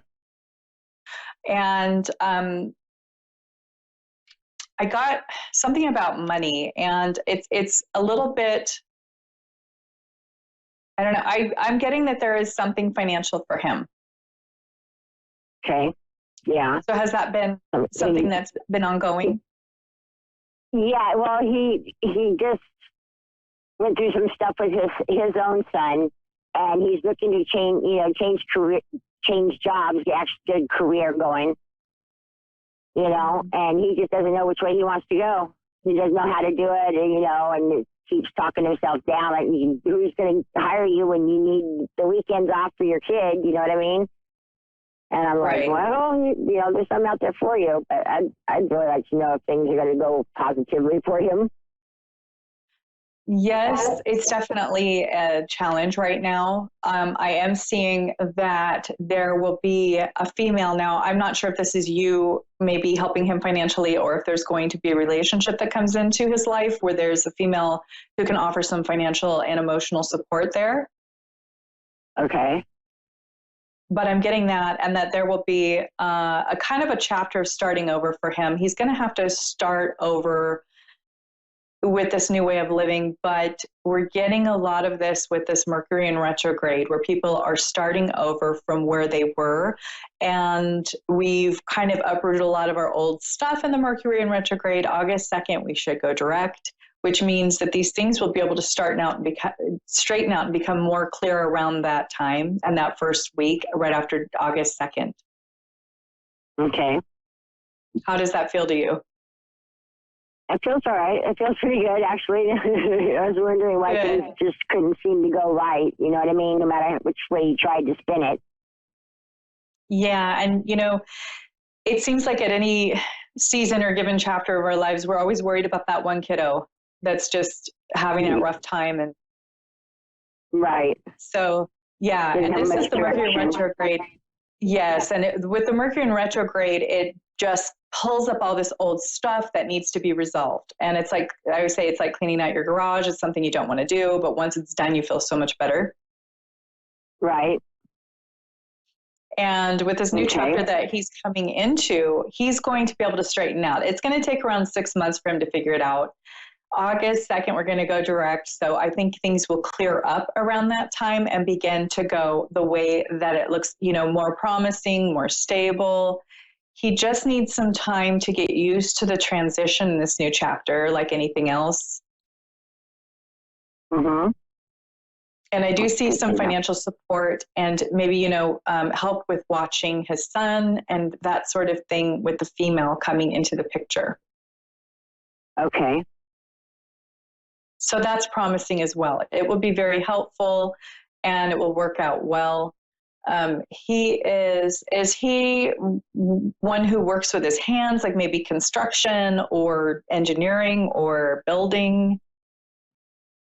Sort of, kind of, yeah. Okay. Yeah. Because I'm seeing that the work will be a little bit harder, but it will be what he needs. Okay. All right. That makes sense. Kind of, sort of, yeah. Okay. And sometimes it sort of makes sense when we're in the reading, and then later on it will make a lot of sense and it will all come together for you. And you're like, oh, that's what she's talking about. Okay. All right. That sounds pretty cool. Okay. And, I just really feel like aha moments. Yes, you'll have those aha moments. And I love to hear about them, by the way. So if you ever want to contact me and let me know about them, I love to hear about them. Okay. For instance, I just had done a reading, a medium reading with a woman who had lost somebody. And I kept telling her I saw a picture of Mary and there were candles. And does she know what that means? And throughout the whole reading, she could not place it. However, right after she got off the phone with me, she texted somebody that she knows, who knew the deceased, and they texted her a picture right away of a whole little table with a picture of Mary with the candles exactly the way I had described it. So sometimes you have to talk to other people, and communicate with other people. And what that does is it gets people talking, it gets families closer together, and they begin to get closer because they feel like there's more of a teamwork, especially when there's something going on that's a little stressful, or if people are in grief or things like that. So that's a very common thing. It's less common than people getting it right away, but it does happen. Okay. And for you, I see you doing a lot of things that you just really love to do. So I'm seeing something almost like gardening. Is there something you like with gardening or outdoors? Oh, God, yes. Yeah, I'm an avid gardener. I've got tomatoes and strawberries and cucumbers and cantaloupe and watermelon and celery all growing in my yard right now. Wow, you are quite the gardener. I love that. And, I'm just seeing you being able to relax and just becoming more and more leisurely and doing the things that you enjoy more and more and more. And to not let anything cut into that, these things, I think it's great that you do that. And, it's going to be really healthy for you. I feel like you've always been really healthy that way. And, you're just going to keep getting more and more things that are more fun for you, because it's like almost the reward of that investment you made when you were raising your kids when they were young. You're past that phase. You're also beginning or have been working on your new chapter in your life. Correct. And although we never stop worrying about our kids, I do see that you are definitely going to become more and more freed up as your youngest gets older. You'll be able to start doing any sort of traveling that you'd like to do or that you've been looking forward to. You can start doing more of your own hobbies, continuing, the gardening. And I see you actually, I'm not sure if there's when people do a specific plant and they win an award for it, like an orchid, or they specialize in bonsais or something like that. I feel like you would be good at it. In a show, huh? Yeah, win an award and, like you get the prized plant, like you got that. Okay. Yeah, kind of like the baking contest, but it's plants or, yes, they have flower shows. Okay. They do. And I really think that you'd be good at that if that's something that you'd want to try. It'd be something you'd really enjoy. And do you respond well with plants? Because I'm getting that you're almost like an intuitive with plants. I do talk to them a lot. Okay, so you talk to your plants, and that's probably why they grow so well. You communicate with them. Okay. Yeah, they tell you what they need, which is funny because some people will be like, "What are you talking about?" Plants are alive. I know exactly what you're talking about. You know exactly what I'm talking about. Yes. You can feel the emotions from them. Yes. Mm-hmm. And that's a gift. So that's something you can teach. Where I can even feel the mycelium sometimes. It's weird. Yep. So it's interesting how many people connect with plants, trees. They hear messages from them. Plants also contain information, meaning if we have a tree that's 100 years old, it has absorbed information from its environment for that 100 years. And it does grow wisdom. It does have information there. And this is all science. It's nothing in anybody's imagination. It's not a delusion or a hallucination. It's been proven. So, that's one of your gifts. So I'd love to see you build on that, because I really think you can share that with others. And the more good intention you put into the plant, the more it yields that in the fruit or the vegetable. And, I could even see you, if you wanted to, it would be fun, I think, for you, if you wanted to grow a bunch of different fruits and vegetables and sell them, like maybe farmer's market or something. Mm-hmm. I think that'd be really fun. That kind of sort of lately. Yeah. Yeah. I think you'd be great at it. Okay. Interesting. There's community gardening projects. Yeah, it really does help people, because there are even, in the big cities, all these wonderful projects where people will plant all these beautiful flowers or vegetables within the cities, and the whole community comes and takes care of it and waters it and then yields from it. There's so many different things you can do to really better people's lives. When people see a garden, it is very therapeutic. It gives them those negative ions that they need to aid in just decreasing their anxiety. It decreases depression. When you put your hands in the soil, it also contains the negative ions, which human beings need, and we're fully removed from as a whole. Too many people do not do that anymore. And it's even something you could teach if you would like to. And I think you'd have a lot of fun. I know I'm going off on this whole gardening thing, but I just really feel like you would get a lot of joy from it. And a lot of your hobbies could include that for your, that you could teach that to other people, because a lot of people really have no clue what they're doing when it comes to gardening. Right. I hear you. I don't know if the look on my face is guilty right now. What's that?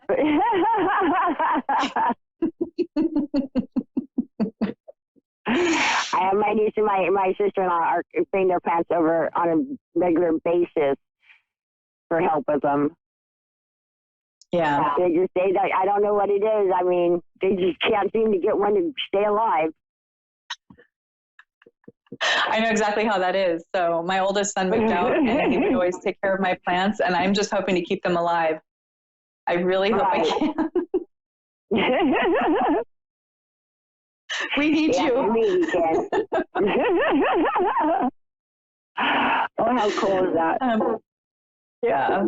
Is there anything else you'd like to go over? Like, is there any other questions? Do you have any concerns? Retirement, finances? No.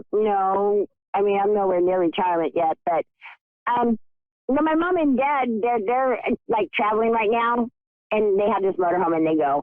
And I'd like to, could you tell me, if they're going to have a safe trip home? Yeah, I think that they'll have a safe trip home. They have to go pretty far, don't they? Yes, they do. It's just going to be, I feel like they really love what they're doing, like they're traveling, but there might be a little hiccup with the vehicle. Okay. And they'll be fine. Don't worry. Okay.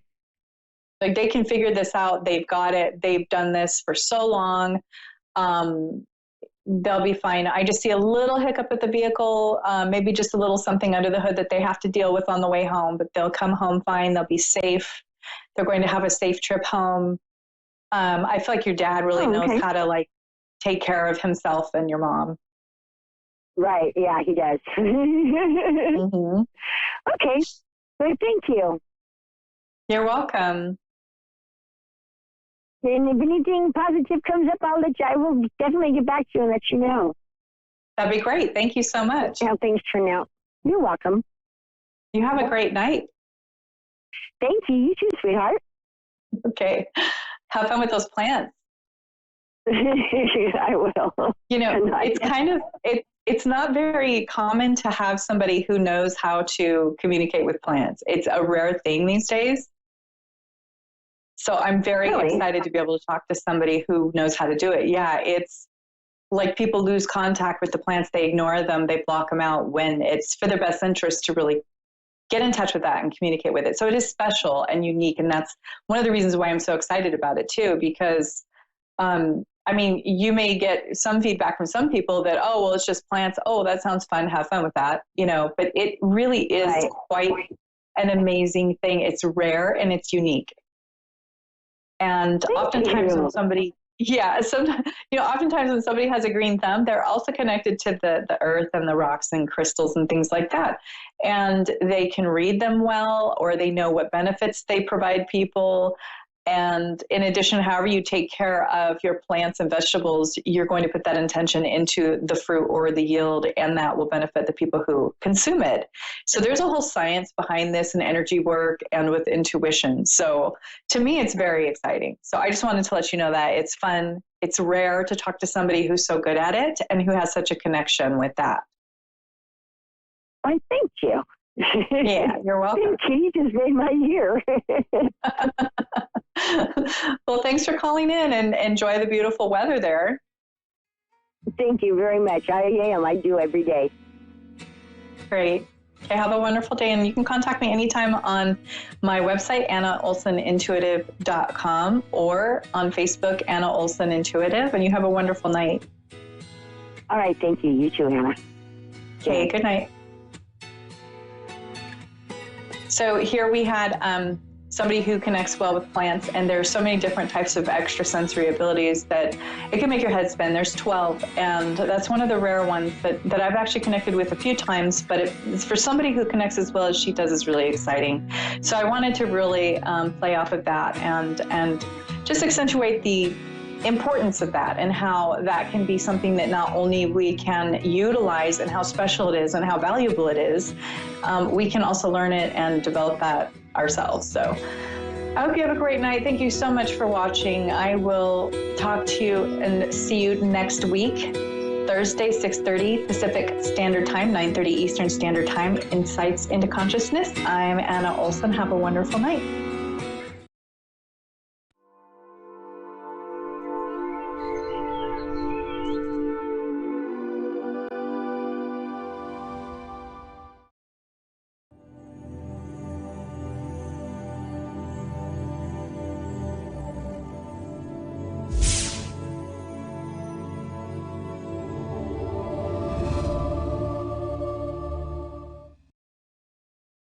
Hi, I'm Mark.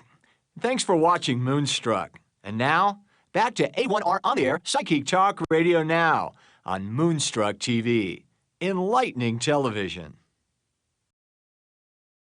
Good evening, everybody. My name is Ian Mason, and welcome to the Sensing Spirituality Show, brought to you in association with A1R Psychic Radio and Moonstruck TV, where with love we welcome you. Now, I hope you've all had a happy week and you're having a happy Tuesday. The weather's a little bit cooler here in the UK, and that's a little more pleasant, I can tell you.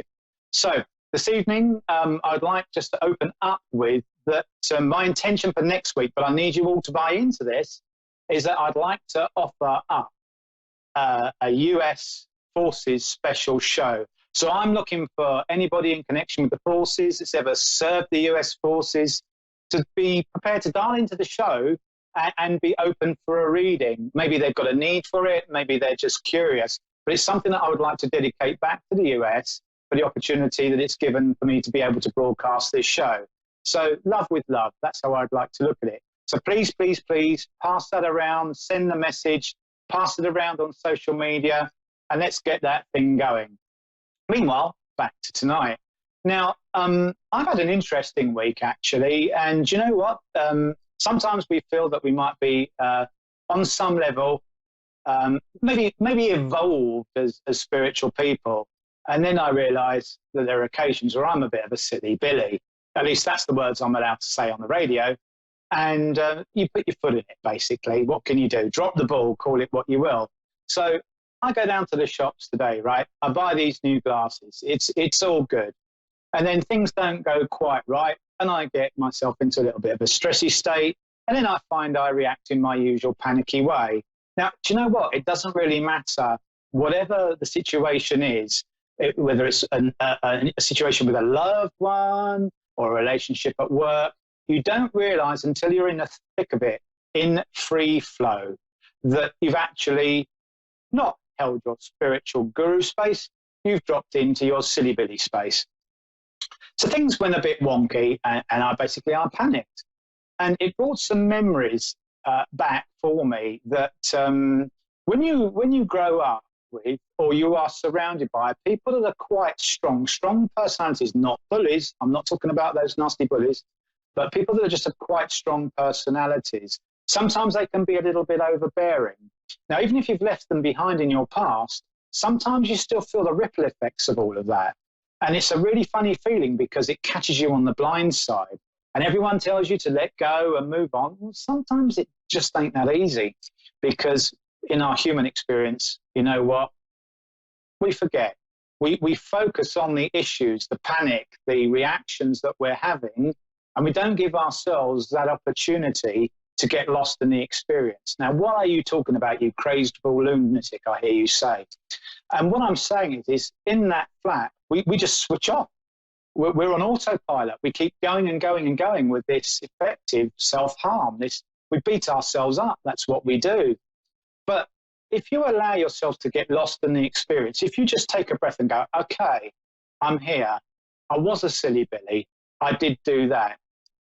But if you allow yourself to be with the situation and just say, I need to look at this from a different way because I don't feel good right now. My stomach's in a knot.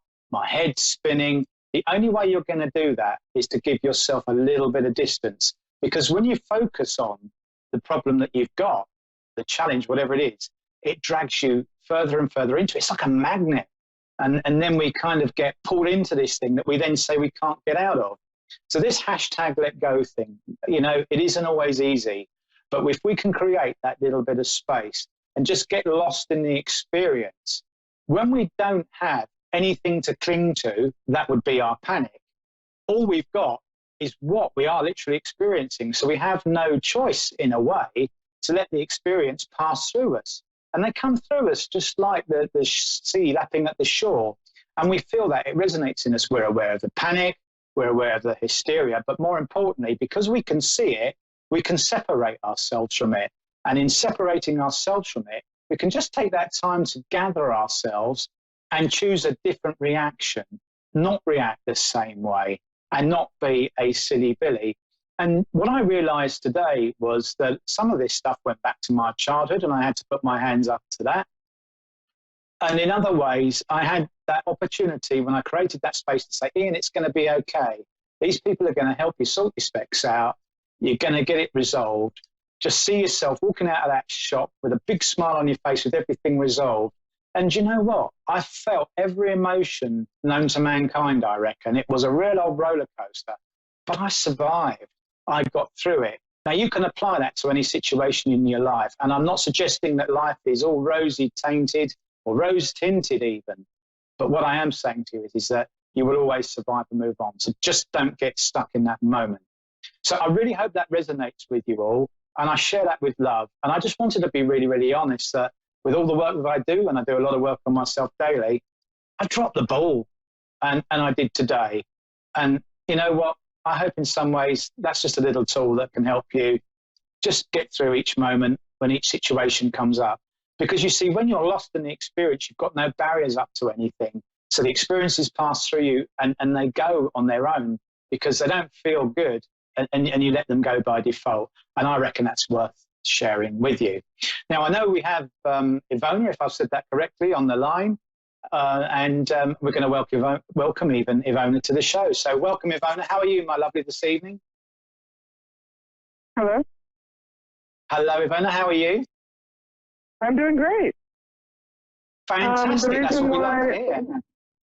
I wanted to reach out to you is because I have just had some concerns about my relationship with this person I've just been getting to know over the past few months. And he seems to go back and forth with me and just doesn't seem unsure about our connection, but he seems to care for me, and we have a great time together. His name is Dan. Okay. Well, should we just start off, Ivona, with first of all, have I got your name right? Yeah, it's Ivona. Ivona. Okay, perfect. I don't want to offend you. So most important, my darling. Well, look, excuse me. Let's sense what's around you, and feel that situation first, and see where we go from there. Is that all right with you? I'm sorry. Yes. Yes. I guess so. Perfect. Now that's all good. That's what we like. Now, if what I'm feeling is correct, what I want to say to you is, okay, I just want to see where I'm going with this. Right. Okay. All right. Now, would you understand, or would it make sense for you that in the past you've had people that haven't either been completely straight with you on a relationship level, or been, what I want to say, and I don't mean honest in a negative way, but been straightforward with letting you know where you stand? Sure. Yeah, that's been an issue. Yeah. With people in general, but with him as well. Yes. Okay. And would you understand that in the last 3 years in your life with relationships, this has become almost more of an awareness for you than it was before? Yeah, of course. Sure. Okay. That's why I was hoping for something different. Yeah. No. I okay. Because that's just what I can feel and sense around you. Now, I'm also getting. Okay, perfect. That's good because we want to help you, you see.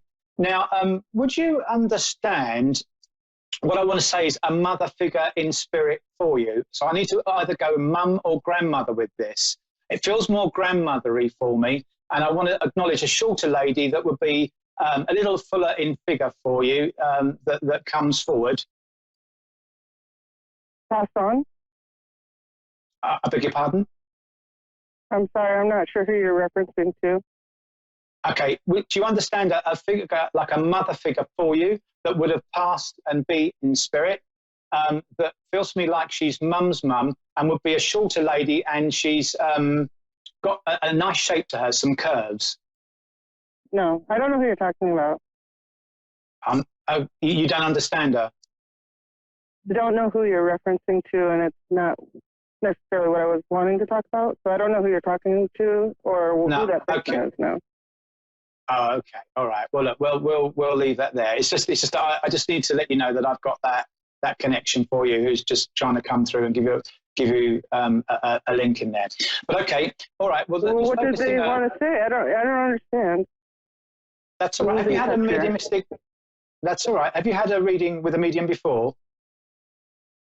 Well, I wasn't trying to have a medium reading. Okay, then we won't do that. That's all right. Okay, so we'll sense what's around you then. Okay, right. I wanted more specifically to know about this one particular person. Yeah. Okay, that's fine. Okay. Now, do you understand at the moment with him that he's back and forth and he's a little bit unsettled in himself? Well, I don't know, because he tells me what it is that he wants and how he feels. But sometimes I wonder if he's just not being authentic with me or himself. Okay. Do you understand him going back and forth with that, though? So although he's communicating it to you, it's not that he's actually kind of carrying it forward or giving it the momentum that you would like, so it becomes one thing or the other? I see. Does that resonate for you? Sure. Yeah. Mhm. Yeah. Okay. Because I just get this funny feeling that life is very much up and down for him, and there's a lot more going on in the background, and that's not to worry you. That's just the ups and downs of life. And he's not quite in a position to be able to come forward for you and give you everything you want. And it actually feels as much in time communicating, because this relationship feels to me like it's picked up speed in the last couple of months, but it's almost not quite got the momentum that you would like. Would you understand that? Yeah, sure. I just wonder, essentially, if all is lost, or if I should move on, or if it's. Well, what I feel with it. Okay, the feeling that I get is a bit like square pegs in round holes, and I feel at the moment that he needs a little bit of room to manoeuvre. So you almost, not to give him space, but need to kind of either roll with him or be in quite a compassionate sort of situation with him. That's what I'm feeling, and being able to sort of let him know that you're there and you are there to sort of work with him and support him. Now, what I want to say to you is that's all very well and good, but you must be aware of the boundaries that you draw for yourself in terms of things going on, because you must make it very, very clear about what you see or need from him, so that he understands what the deal is, basically. because I just feel that, you know, he's in need of that support from you. And that's where you'll build the bond with him, because he feels a little bit out of sorts, almost a little bit off balance. I don't want to say vulnerable, because it doesn't feel like that, but it just feels like he's almost juggling a lot and got a lot on his plate. And actually, he's not communicating that terribly well. And I can just see that the conversations are more snatched moments than they are longer conversations. And that's where I feel for you, you're having difficulty sort of building the connection because you can't get that time, and he's a little distracted, for want of a choice of words. And that's what I feel about that. Does that sort of resonate for you? Yeah, it does. So you think that he wants me to do something about this, or just to be present? Yeah, no, what I feel, Ivana, is that he very much is a guy that almost needs to be settled and comfortable in his space. He takes time to settle. He needs that support there. And if sometimes it's difficult because we feel that we give more than we receive. Not that you give to get, but obviously this is a relationship. So it needs to, it needs to relate. It makes it and difficult that's for me to even be present sometimes, because it feels still like I'm giving. I don't want to perpetuate the feeling of imbalance, even though I know he doesn't want to either. So yeah, no, I understand that, but I've just got this sense of him in a bit of a sort of like a higgledy-piggledy time, and just needing that support right now. And I do feel that will settle down. I just feel he's got a tricky couple of months around him, and sure. it's very I know much what's going on with him that causes all that too. Okay. So I'm not completely in the dark or disconnected. No. But I struggle with the idea of what is the right thing to do aside from being compassionate. Like, I don't want to feel like I'm losing an opportunity or not being true to myself even. And so I kind of wonder what to expect, you know, and that's the silly part of me that wanted to talk to you about that today, is like, what can I expect from the situation, given that I'm willing to be there and hold space for a person while they go through all this stuff. Okay. Well, at the end of the day, you make an investment in a relationship, which we're all old enough and wise enough to understand. But what I want to say to you is that it's really, really important, though, that you have some communication and some time back for yourself. So it's really important that you communicate to him that, you know, that's fine and I'm here, but at the same time, you know, it needs to kind of come back from you as well. So we relate to one another. And, you know, you pass that very clear message that you get that as well. And if you are still unsure, if you go through over these next couple of months as you understand what that is, then what I would say to you is you just need to sit quietly after each conversation and listen to your heart. Just try and tune into your heart and see what your heart's communicating to you. Understand where those feelings are, whether that resonates in your body, okay? And then ask yourself those questions about, am I happy to sit with this? And that's what I would say, not your head. Listen to your heart and go with your heart. So I really, really, really hope that helps you. And I wish you the very, very best of luck. Thank you. Thank you. Okay, so good luck. And thank you for calling in, Ivona. And we now have Michelle in Queensland, Australia. Good evening, Michelle. How are you, my darling? Hello. Good, thank you. How are you? I'm very well, actually. I'm going to scratch my nose. I've got a very itchy nose. Excuse me. Oh, dear me. You can hear me all right? I can hear you beautifully. How is it that I may be able to help you this evening?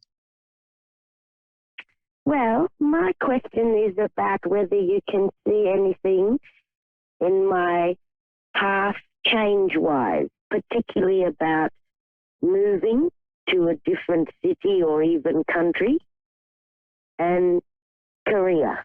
Any changes coming up? Okay. All right. Let me just look in. Let's just look into you. It won't hurt. Just a little joke there. Okay. All right. Okay. Okay.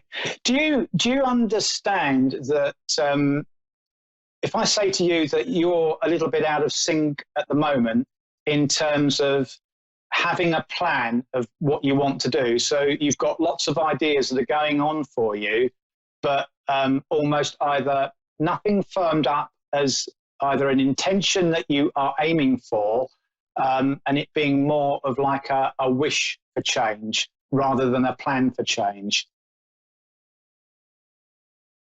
Perhaps. I think that you're right, definitely the first part, where there's lots of ideas and there's no firm decision. No, okay. I'm because usually good at decisions. Yeah, but I want to say to you as well that I feel that the way that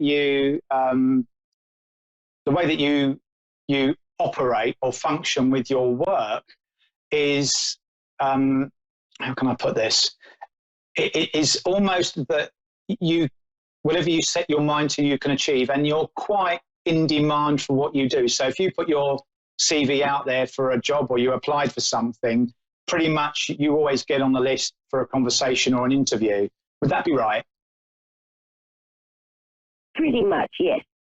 Yeah, because I think really I work for myself. Yeah, but I just feel that you can make anything you want to happen.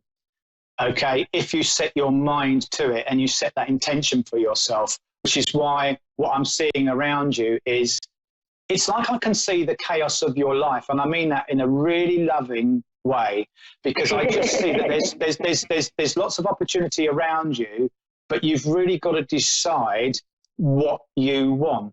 Now, actually, what I can see for you, yeah, good, because what I can see for you, would you understand why Paris could be an option for you, or connections with Paris? Yeah, look, I would understand almost any country would be an option for me. That's why this is such a hard decision. Can't you decide for me? Not exactly, but I can share with you. I can share with you what I can see, my lovely. But I actually am seeing the words Paris, and I can see the Eiffel Tower. So there must be some connection with either what you're thinking or a direction that you want to go in, or the industry that you work in, that would have links, associations, or a good connection with Paris for. Yes, there is some. Good. Yes. Yeah, okay, because that comes up quite strongly. Also the Caribbean. Okay, but the Paris How do thing you is very feel strong. about that? Okay, give me one moment. Now, what I'll say to you is with the Paris thing, I do feel that there are opportunities or discussions to be had with that, but they are not until later in the year. And I feel they're more around the September-y time, because I feel quite autumny, or fall as some people call it, with that, when those discussions start to come forward. With the Caribbean, as you've brought that to me, what I'm seeing is that could almost be something that you could do tomorrow. So if you really wanted to hop on the plane and go, you could do. So I very much feel that it's almost too easy for you, but it's more of a short-term solution. And the questions that you've got in your mind is, do I want that upheaval for the short term, where I might like something more in the medium term that gives me some stability? Because I don't really want to keep hopping here and there, because I'm seeing that you've moved around quite a lot sometimes. You know, you might have done 2 or 3 months here, 2 or 3 months there.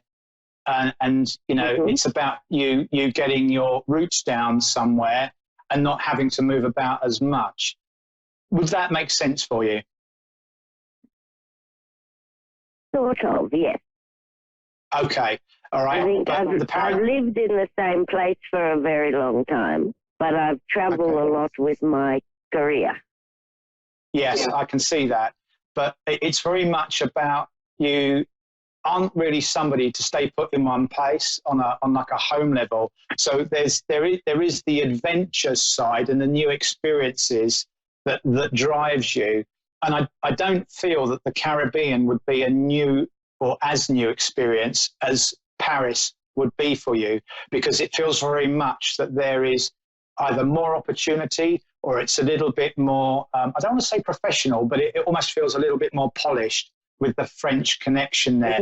And I very much feel that you are about to take what you do to the next level, because you need to either better yourself in some way, or really, really let yourself loose on the world and show the world what you can do. And I feel that you need a slightly more elevated forum to do that, rather than perhaps and there's nothing wrong with the Caribbean, but that being almost too easy for you, but not yielding you the opportunity for you to project yourself as your heart desires. So I want to say to you very much that it's important that you focus on where you feel your vision of what you see for yourself and what you literally feel is next for you, to use that as the compass to guide you to where you need to be. And my feeling actually with the Caribbean is that feels like I've been there, done that. It doesn't feel that environment would bring anything new for you. And I feel that you need to take next steps for you to evolve you. But I do feel that there will be a Paris connection or conversations in connection with Paris coming up. So do watch out for those. And, you know, I really, really hope that resonates with you. Is there anything else around that you would like to ask? Okay, thank you. Yeah, that's all very interesting. I think okay. And I just want to say to you, does the letter F have significance for a name around work for you as well? The letter F, did you say? Yeah, F for Freddie or F for Faith. I just feel that there's a connection with an F, and this feels significant for me, and I need to give you that. There's a Fred. There's Fred in Paris. There you go. Yeah. There you go. Amazing. So, okay. you know what? I haven't thought of Paris. I've thought of Melbourne. I've thought of Caribbean. I've even thought of America. But Paris I didn't think of.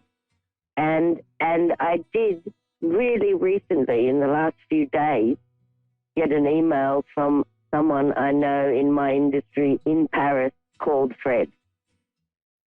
There we go. So I feel that you've got a little journey or a little exploration there to do. So you go, and we use a word. You're gonna smash it. You know, I know that you excel at whatever you do. In the UK, we say you're going to smash it, and I know that. But I do feel that you almost need to come a little bit out of your comfort zone and just go for it. So with all the love and best wishes I have for you, go do your thing.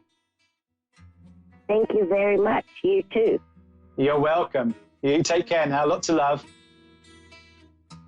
Bye. Thanks. Bye. Bye-bye.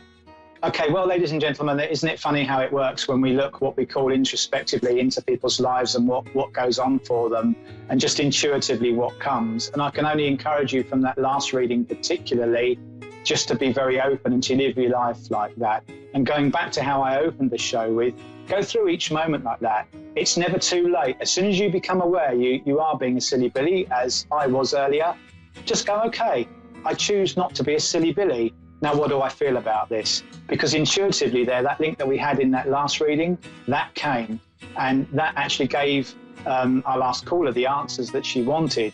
So, you know, go in peace, go enjoy, go in love. It's really important. Enjoy the experiences that you've got.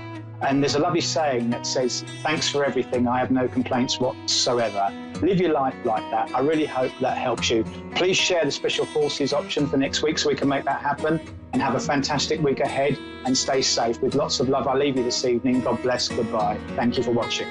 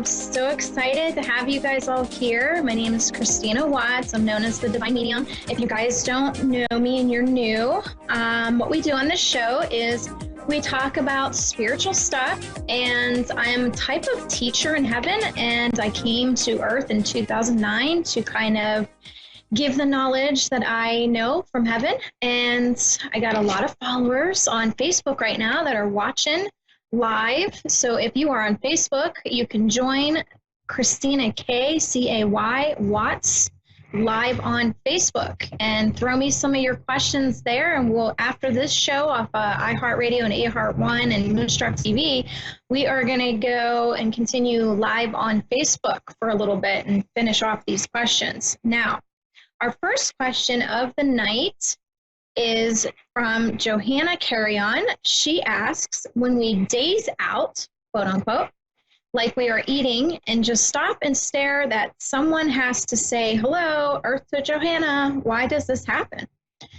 Well, sometimes our soul tends to go off, kind of like when you're sleeping, your body is in relax mode and it's sleeping, and your soul's off doing all kinds of things. So you don't have to necessarily wait around for the body to wake up. So your soul's off doing stuff. So sometimes this happens when you're in your waking state and you're driving, and all of a sudden you get from one point to another and you're like, how the heck did I get here?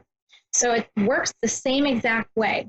Okay, next one's from Ray Lukács. I'm hoping I'm saying that name right. Since planets don't really move backwards in their orbits, why is everyone blaming their problems on retrograde?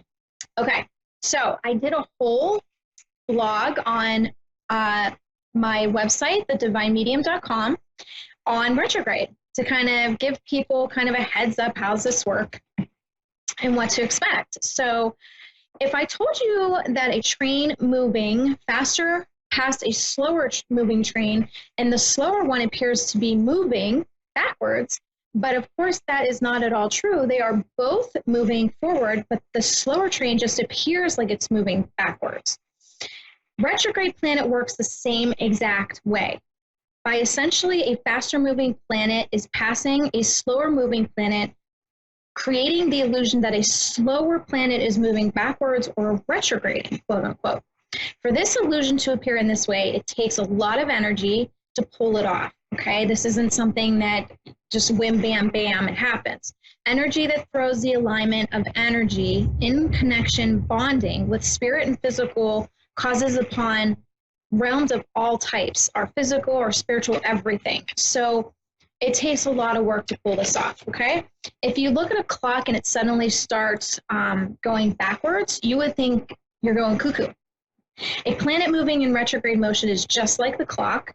In doing so, the retrograde energy is asking you and asking your mind to kind of align and adjust to the temporary flux in the messages communicating with energy, okay? So when you see this kind of illusion happening, your mind kind of has to adjust to what's actually happening, okay? It's like putting the mind into another time zone. So just think of getting off a plane and you have jet lag and you're trying to adjust to a new time zone. It's the same kind of energy effect. Electronics get cattywampus, your emotions get cattywampus, and everything in space affects us. You can't go a day and think, oh, I'm just going to keep living the same energy over and over again. It's not going to happen. You know when you look at those weird puzzles and you have to kind of fixate your eyes on the puzzle and then it creates the picture past your eyes, you have to kind of fixate your eyes. Retrograde is kind of the same way. You kind of have to fixate your eyes to see the full picture, okay? Okay, our next question comes from Melissa Ream. What has been your favorite life so far? Well, that's a doozy. I've had many lives, and I'm probably going to say the Mary Magdalene life was probably one of my top favorites.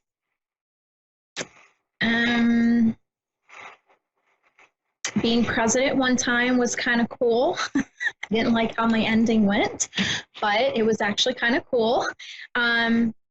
I've had many lives with, like the fairyland and the mermaids. Those are kind of relaxing. It's kind of like a vacation away from Earth. So, but honestly, my top one would probably be Mary Magdalene. I really, really enjoyed that life. Okay, Melissa Ream again asks, you are a teacher in heaven. Can we know your name up there? Okay, so I am a teacher in heaven, and my name is obviously Mary, and that is my essence, my soul essence.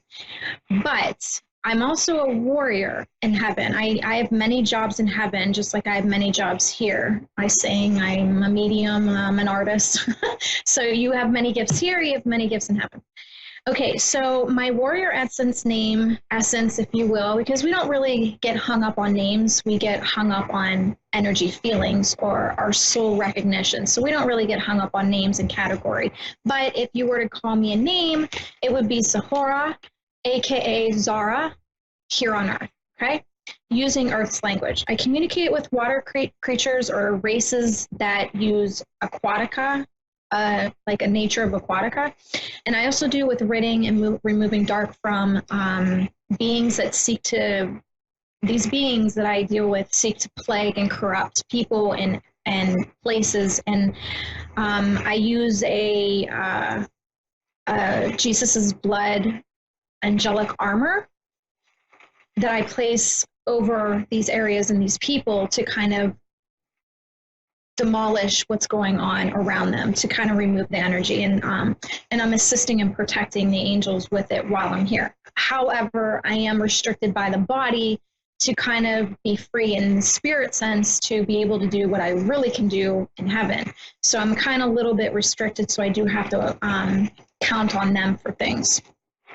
So, okay, next question. I don't want to skip anybody here. Mary Maltese Giuseppe, when do you think the Vatican became dark? It must not have started that way, right? Sad to say, Mary, yes. Its main goal was to kind of corrupt and control. I know that there was really good, amazing people that, wanted to start this whole thing to enlighten and kind of be like peace workers, but then you have the other aspect of people that want to control it. When the second you start taking out books of the Bible, you no longer have something pure and with good intent, okay? Jessica Popish, what happens to another person's soul contract when someone who was to be a part of it commits suicide? Okay, so this is a really good question, Jessica. But nothing happens by chance. All these paths that are taken are documented, are planned out, are agreed upon, and consented. The biggest thing here is you want to finish out you want to do everything possible, as hard as it is here, to finish out your life. You do not want to waste the time and not finish it out, because if you finish it out too early, then you're not getting the full effect of learning. There's a difference between reading a book and actually jumping into the story and living it out. You have to live it out. You can't just vicariously read about it. Okay. So I want to kind of use an example for this. I have my notes here. I'm kind of keeping my my ADHD in control today. But so a son wants to be with his mother. His mother dies. He is overstricken with grief, and he just wants to be with her. So he commits suicide. The son does get to see his mother. God is so great and loving in his ways that he understands the hardships of being here on earth. And the son will have to learn how to forgive himself for leaving too soon, because coming to earth is a gift of learning, and you don't want to waste that gift. You don't want to let it be in vain. So you must try everything you can to stay as long as you can. Karma has to be balanced in order for a soul to fully learn from the experience and the perspective of the experience, okay? So karma will get balanced out with that. Okay, question, do dead people ever lie? This is interesting. No, they do not. They have no reason to. They're in heaven, they're all knowing. So communication is all telepathic. So if it's all telepathic, everybody kind of knows what everybody's thinking. So there's no sense in lying, and there's no sense in lying to me because I communicate telepathically. And I not only communicate telepathically, I feel everything that the soul's going through as well. So you can't kind of hide that from me. So there's no gain in them lying to me, to any other spirits in heaven. Everybody kind of just knows what's going on. So who picked our guides out? Our guides. This comes from Melissa Ream. Melissa gives a lot of questions, and I love them. So she asks, who picked our guides? We picked our guides. Our soul came up with the soul contract that we wanted to learn from. It's, again, like a big buffet of learning, and we decide what we want to learn from, who we want to learn from. The people in our lives typically do tend to come and repeat lives with us. It's our soul family that come in. So let's say, for example, your dad was your brother at one time. In this life, he decided to be your dad. So everybody has their role to play. But yes, you pick your guides, and you usually pick your guides based off of how you trust them, or what maybe you want to learn from them, or maybe what they want to learn from you. Because I think a lot of people think that guides aren't learning while they're doing this with you, and they truly are. They're learning themselves. My guide Maria is constantly learning things from me, especially because I'm stubborn. So she definitely learns from me and how to handle me. And Yvonne over there can detest to that. So yes, you pick your own guides out. Melissa Ream, again, is our soul made with spiritual gifts, or do we get enlightened and come into something? Okay, here's what I'm going to tell you on that.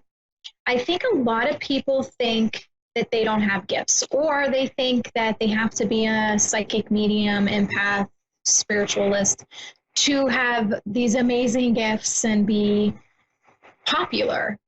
And I think a lot of that has to do with the ego. Because when you look internally and you really take hold of what your gifts are, they're very interesting to you. So with Melissa Ream, I would say she is a protector and a listener. And her gifts are special to her. And just because they're not a psychic medium doesn't mean they're not important, because everyone's gifts that they decided to come in with are important, no matter how minuscule somebody else might look at it. There are some, you have to be born with the gifts of communication to spirit. Now, everybody can hear their guides. It's training yourself to listen better. Now, listening to spirit, like how I do it every day, is a little different, and that is something you're born with. You can't just train for it. That's not something you can get trained. Now, one of my energies that I came in with in 2009 was to help those that have gifts feel their gifts, understand their gifts, and better use their gifts. That is one of the energies I bring in. I am here to kind of pull that energy out of them so that they can understand and take hold of their gifts better than what they would have had before. And just being around me and listening to the teachings is going to help them do this. So yes, in a way, if you enlighten in your own gift, but you have to be born with them. You can't sit there and say, oh, I wish I could be a medium. I'm going to tell you right now, you do not wish to be this. This is very difficult. You have a lot of responsibility. I think people that willy-nilly think that they can just do this are going to really have to face themselves when they pass and face their life review, because if this wasn't a gift in the first place and they're pushing it on themselves, they can really mess somebody's life up. So I have a lot of responsibility. And if I don't listen to my guides on what I'm supposed to be saying, I can get myself in trouble. I will be the one in trouble, not the person that's listening to me. So I take great responsibility on what I do, what I say, because it could hurt somebody if I am not careful. I have to listen to what my guides are telling me. And I don't just answer willy-nilly. And I think that's what a lot of people expect me to do, is just whiff off some answers. And I don't do that. I like to sit calmly, listen quietly to my guides. It might take 5 minutes, might take 10 minutes. It might take 2 minutes. Just depends on the person's energy. But I don't like to just flat out give answers, because they're not my answers to give in the first place. I am just a telephone in a way to give the answers. Okay. Melissa Ream, why is dark so heavy on some souls? Okay. Dark, God allowed dark to be here on earth because this is a learning area where there's a yin and yang energy going on. There's two sides of every story. There's two angles to every learning. So you can't enjoy joy and peace and love unless you experience some darker sides. How can you really appreciate love and peace and happy joy unless you've gone through hard times to really appreciate it? Like when somebody gets really, really sick, they really appreciate health after they've gotten sick. And then they get well and they really are grateful and appreciative that they got to see that side so that they can better appreciate being healthy again. Without dark, we cannot appreciate the joys that Earth has to offer us. Okay, so it's very, very important. God allows dark to teach us these good and bad aspects so that we can better appreciate it. Okay. Okay, next question is Cynthia Fleming. What does it mean when you have the same dream over and over again, and each time it goes a little further than before? Well, Cynthia, you kind of actually answered your own question without even knowing it. When you said here about each time it goes a little further, well, that's the whole point. The dream is slowly giving you a message. And each time you go into it, it's just, and you're discovering more and you're learning more. And that's the whole point of a dream repeating. And until you get the message, the dream won't repeat. So let me give an example. Christina, the person that was in this vessel before, she had dreams way back in probably 2000 and about wearing a uniform, a police uniform that wasn't of Johnstown where she lives. The uniform was black and the uniforms here are kind of like a navy color. And she kept having dreams that she sees a rape happen. She chases after the guy and she calls in everything. So it's not like her not to call in, and she didn't call in. And long story short, she gets shot through her chest and she doesn't get discovered for 2 weeks. Her body lays there for 2 weeks because it's in like near an abandoned warehouse. So after the accident, those dreams stopped when I came because it stopped that path in its tracks. I did not become the police officer, even though I still had that energy and that drive to become a police officer, because she was still on this path with me when I decided to come in and she decided to leave. It's what's called a walk. I am what's called a walk-in. And I know a lot of people don't understand this, but a walk-in just basically agrees to walk in when the soul that's occupying the vessel no longer wants to live out that life. So instead of committing suicide or anything like that and savoring the vessel, the walk-in comes in and agrees to take on the life. However, the biggest thing with walk-ins is they're drastically different personalities going on. And I mean, there might be some similarities in maybe gestures or facial expressions or maybe the way they talk, but the likes and dislikes and the drive, like she was very depressed and I have a drive to do things and get out and go places, and she's a homebody. So I do struggle with that on occasion where she's fighting me and doesn't want to go anywhere and I'm stuck in the house and I really kind of want to go out and do something. So thanks, David. I know it's sad. I got to struggle with that, but you know, it is what it is. Okay. So Cynthia, just to kind of sum up your question, yes, dreams will repeat themselves, and they are very important when they do repeat themselves, because there is a message there. And the message to Christina was that it was like a heads up that that path won't happen, that she'll be taken across and I would take over. And the dream stopped, obviously, after that. And the uniform, go figure, was the OPD, the Orlando Police Department uniform when she moved to Florida 9 years later. Or wait, I should say 5 years later, but yeah. Okay, Strawberry followed up with why do some not dream or can't recall their dreams? This usually happens when a soul is doing so much work in their dream state that it's too much to contain and remember. Now, there is certain crystals that you can have around you that will help you recall dreams, but it's not going to be in like an overload like most people. And that might be because your soul is kind of tapering into learning. So it's taking its time with its learning. So it's gradually taking bits here and there back with it. Now, you might not think you're recalling things, but your soul is, and that's all that matters, basically, in the end of it. And Angela Black had asked the same thing. So I hope Angela Black and Strawberry gets their answer with that. So, okay, we are 7 minutes in, or 7 minutes left to go. Okay, so Heather chose, why do some crystals crack, not break, but crack on the inside around a person? This has to do with their energy. Your energy corresponds with a crystal. For example, I have an angelite that's very baby blue, and when I have it in a window, it's absorbing, it's changing its energy to protect the house, so it tends to come off like a light gray, and it's no longer baby blue anymore.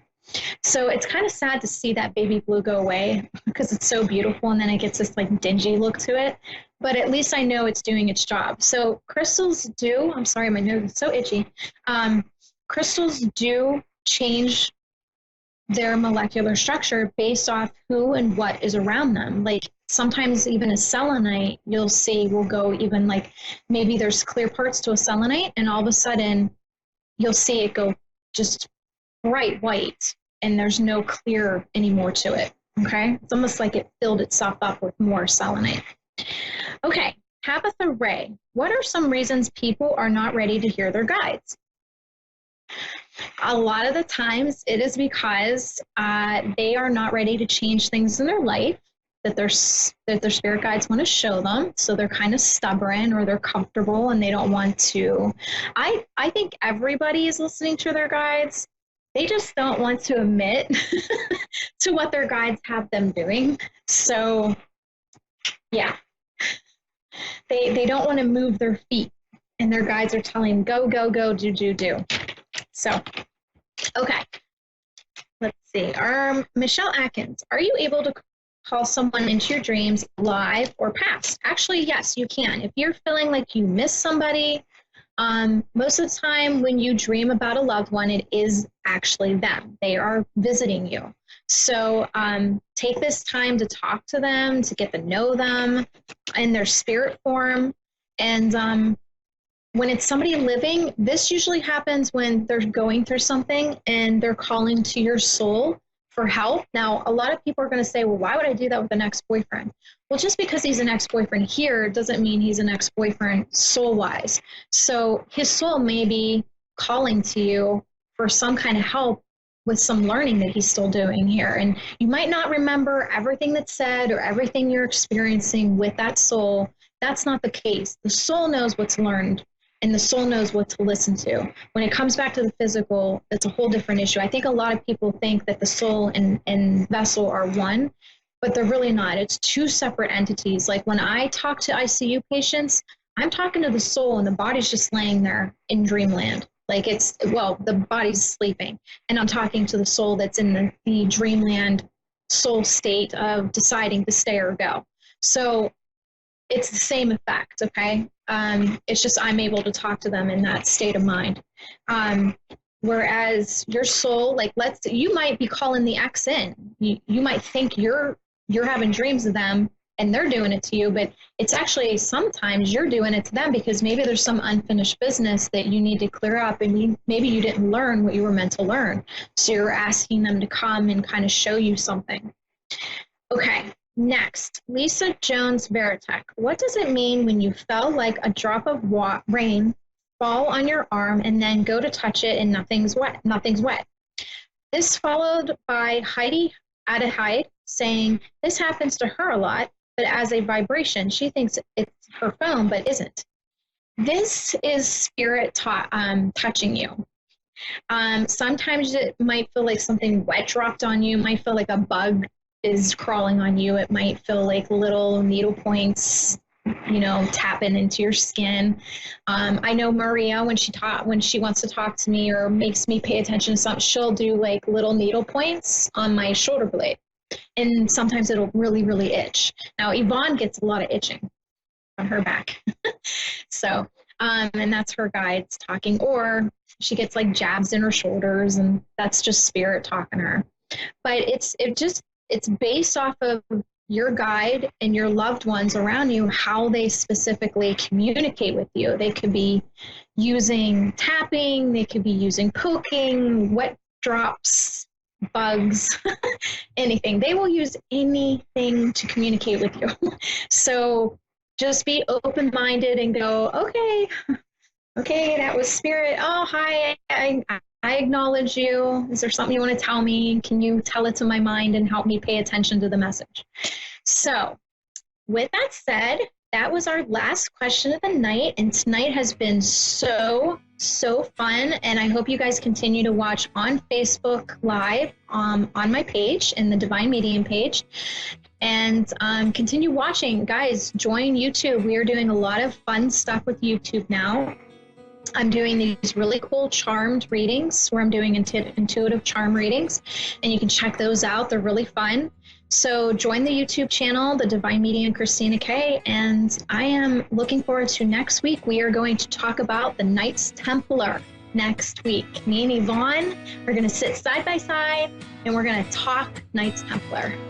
Very, very cool, and I hope you guys join in at 8 p.m. Eastern Standard Time next Wednesday for that. It's going to be so fun. Thank you guys for joining.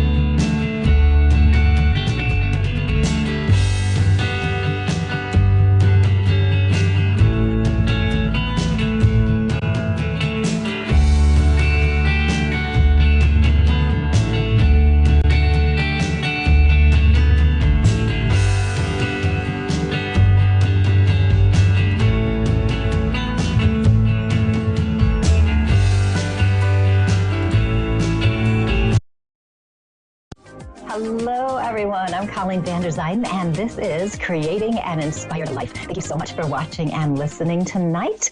I am a medium, and as a medium, I connect in with our loved ones on the other side. And I'm also a certified life coach. And as a life coach, I help people basically handle their problems. I help them get back to who they truly are so that they feel empowered and confident in moving forward in their lives, recognizing they have the power to change their lives. And this is what I do all the time, just help people live a better life. Today's coaching tip is all about being deliberately bold.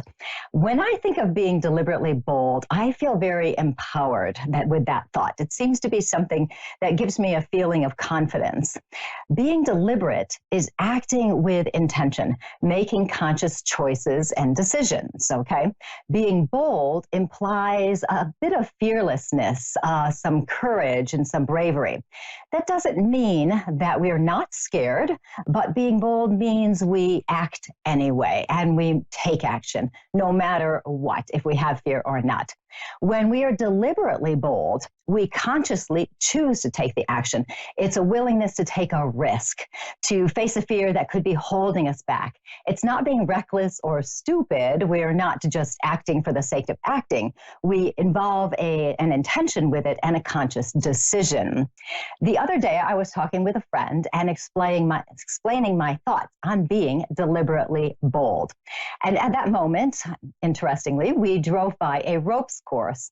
A ropes course is made up of activities like zip lining, climbing on ropes, walking on boards that are suspended in the air, all sorts of challenging activities, and they all happen 30 to 40 feet above the ground or even higher. My friend said, should we do it? It would be deliberately bold. His question was particularly interesting because we had already talked a little bit about my fear of heights. You know, I'd said I would not to jump out of an airplane, that kind of thing. So we'd already talked about these things, but his comment saying it would be deliberately bold and saying we should do it because it would be kind of made me go, maybe we should check it out. So we did turn around and we went back. And we were standing there looking at the different parts of the course and watching the people who were there and thinking about it. And he just every now and then say it would be deliberately bold. And I'm coming up with reasons as to why I can't do it. I absolutely can't do it. And then I thought, well, maybe I should try. I don't know. I was definitely nervous about it because it was something that's very out of character for me. But it would be deliberately bold. I'm not as physically strong as I once was when I went to the gym all of the time. And the fear of heights is significant.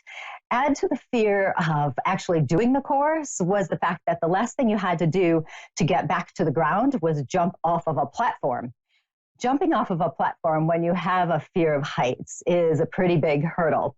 There are protective devices. It's not like you're just jumping. You know, they have cables and everything. So it really is safe, but it's still scary, especially if that's the only way down. If we hadn't been talking about being deliberately bold, I would have said, no, I am definitely not doing this. But if I wanted to be deliberately bold, shouldn't I try something that I wouldn't normally do? This was definitely something I wouldn't normally do. And I felt that this challenge was important. It seemed like a way to dig deep, you know, get back into my power to see if it was even possible that I could do this.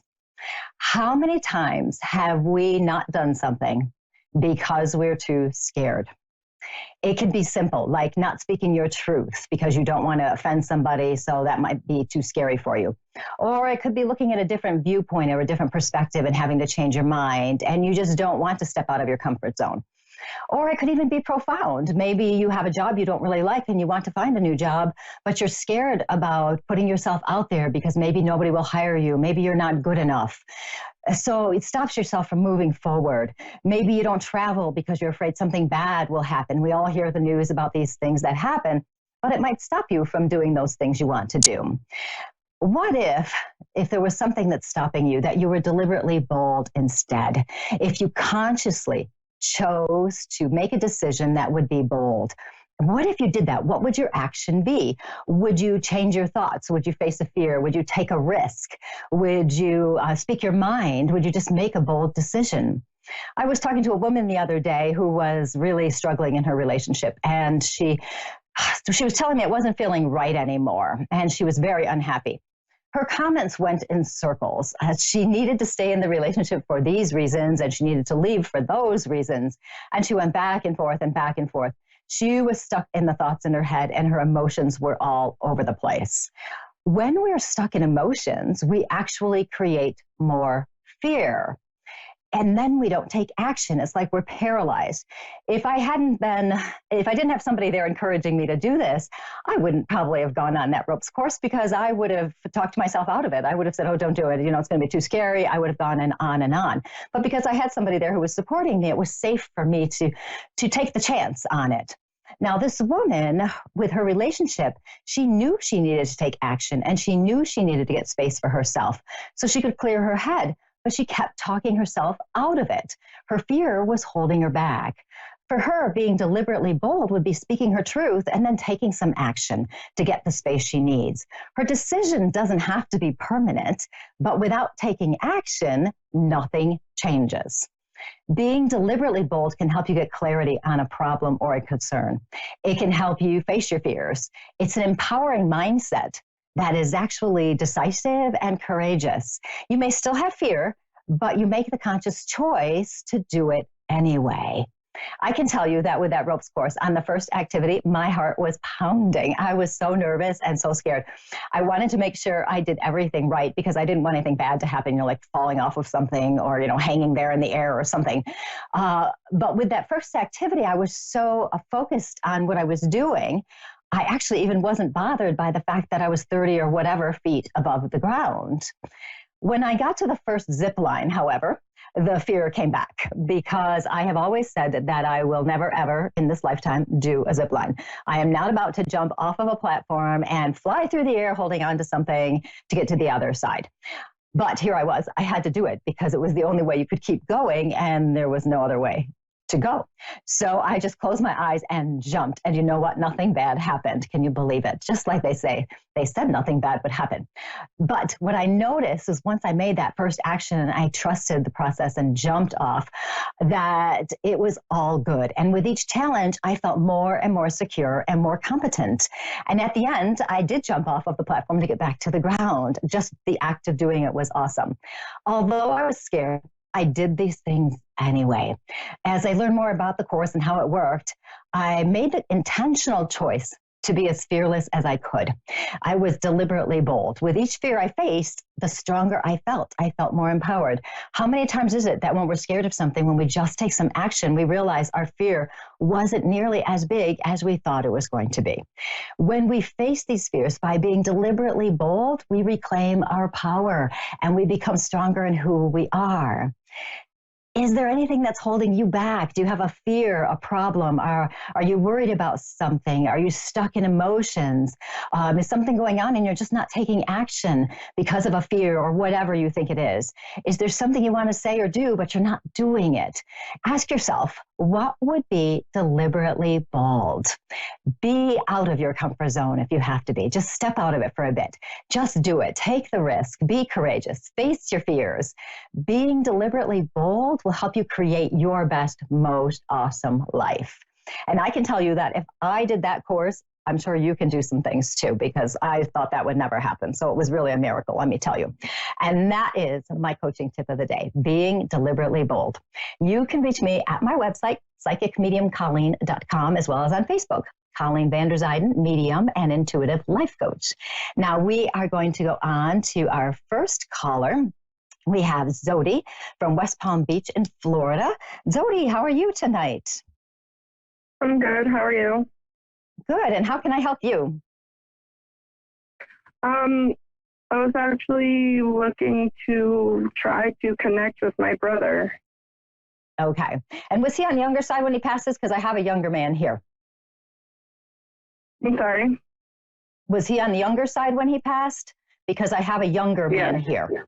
Okay. And would you understand him being somebody who, this is interesting, a little bit, well, you know how we don't speak our mind? He speaks his mind. Does he say whatever he wants to say without really any regard to how it comes across? For the most part, yeah. Yeah. Okay. Because I get somebody who's like that, and he feels a little reckless to me in that he doesn't really always plan things out all the way. He doesn't always think things through all the way.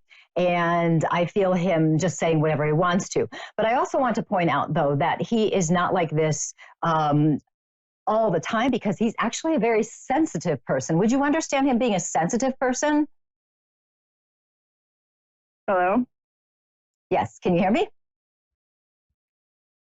Would you understand him being a sensitive person? Okay. Okay, as long as you can hear me. So we'll see what happens. So I'll just keep talking about him for just a few minutes as we check in and see what's going on with the sound here. But for this person, I can feel him being sensitive. I can feel him being somebody who actually kind of protects himself a little bit. And it is interesting that I have somebody like that coming in tonight when I'm talking about being bold and speaking your mind.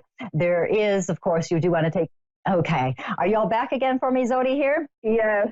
Sorry, I don't know what happened. Oh, who knows? You know, technology, it's just the way it is. So I was saying that your brother feels very sensitive to me. It feels like he feels things very deeply. Would you understand that? Yes.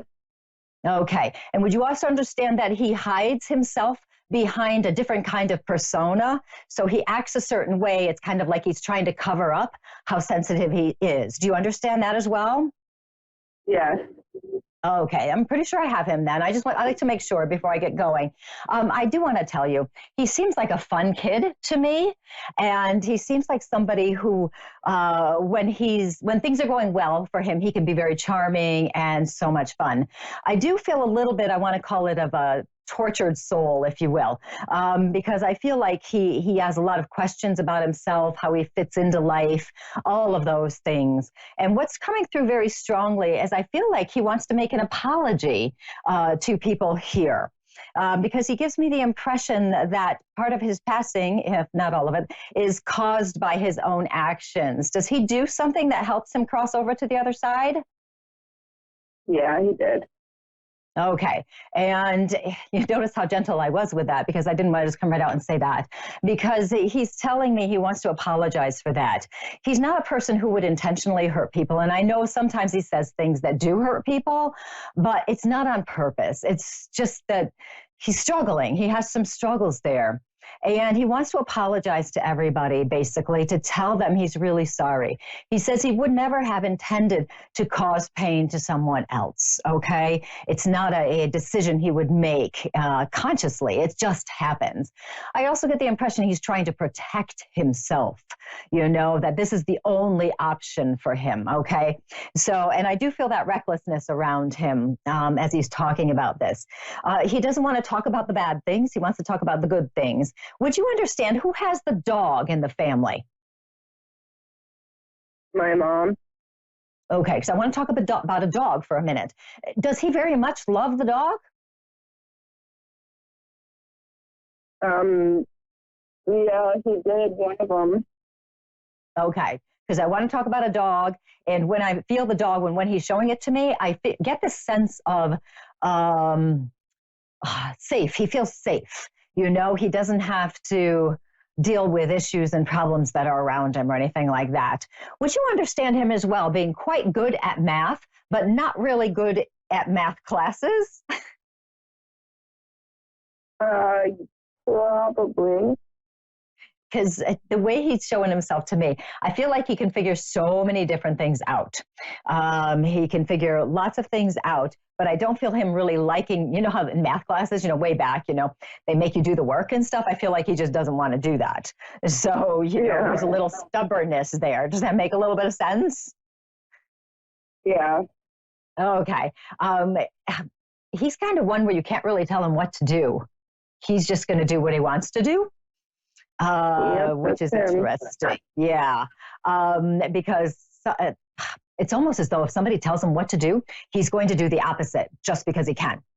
And just kind of prove that he's the one in control. So he doesn't really, how can I put it? He just doesn't listen. He's not going to listen. And that's just the way it is. Okay. He's actually talking about you. And he says you did such a good job of trying to help him out. I know you had your little sibling things that we all have, but he said you did such a good job of trying to help him, because I actually feel like you were asking him questions, you know, like, how are you doing? And trying to kind of get through to him. Did you try to get through to him? Yeah, I did. Okay. And he also tells me he didn't listen to you either. But he wants to thank you for that. Yeah, he wants to thank you, though, because even though it doesn't look like he's listening to, he is hearing you. He's just not taking action. He's just not making the changes that would really help. And I know you started out very gently with this, trying to help him. And then I know you got stronger in the things you were saying. I also understand it was very hard on you because you kind of felt like you're beating your head against a wall, you know, and for you to be able to let him do his own thing, you know, without trying to control him is very hard. It's very hard to let that go because you see the path he's on and you know that this is just not going to be good. and you can't do anything about it. But he wants to thank you for trying to help him out, for being there for him, even though he doesn't show you it, okay? So he wants to thank you now for that. And as he's doing it, there's a lot of love coming through, because he says that you have taken his experience of his passing and you've used it to kind of help other people. He says when other people have problems and stuff, you're there for them and you're giving them good advice and you're kind of guiding them. Have you noticed that you've been doing that more and more? Yeah. Yeah. And in a way, you're doing it because you're honoring him. You're doing it to show him how much you love him. And you want to make sure other people don't have to go through bad things like your family had to go through. So you want to help other people that way. And because your heart is open in that way, you're attracting more people to you who need your love, your support, your guidance. Whether you know them very well or not doesn't make a difference. They will come to you.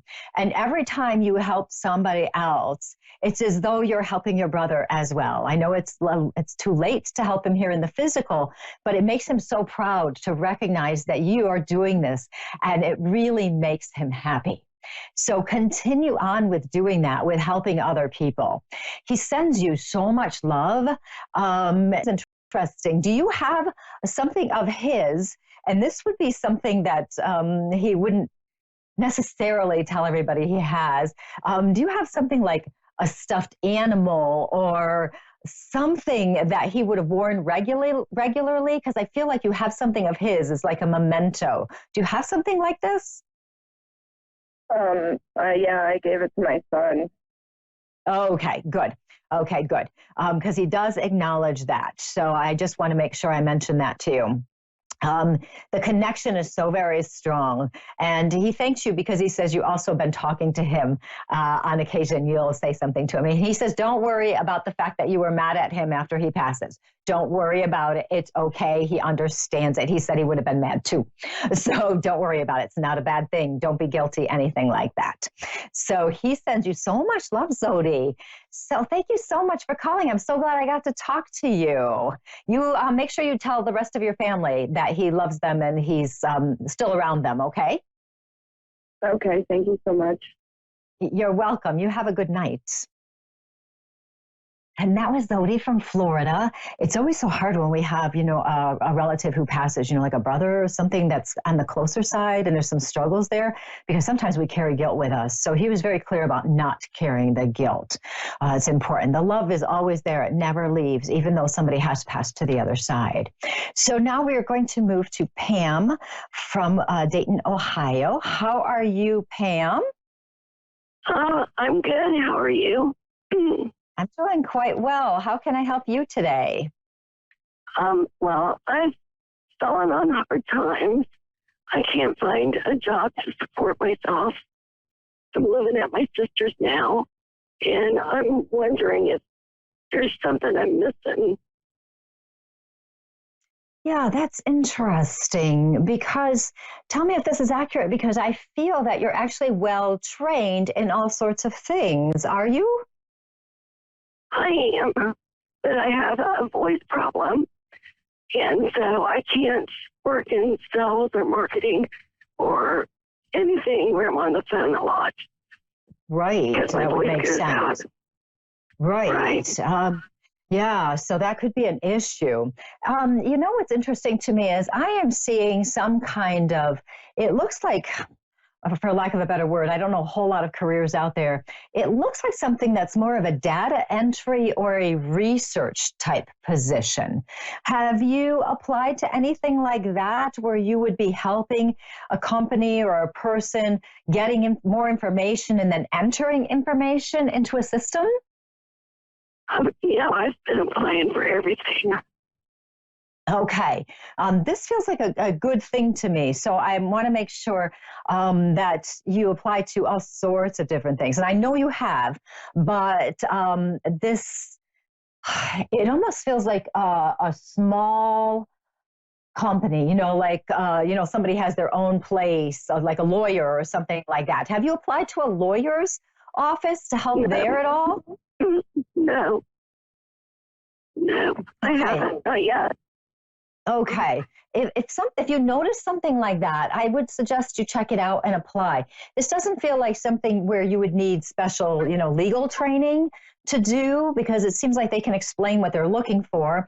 I mean, and you're smart, you know how to do things, you know how to look things up, and all of that. And it feels like, so it feels like a small situation to me. And I keep seeing lawyer, so there may be something to that. So somehow in some kind of a position that I would call a professional position.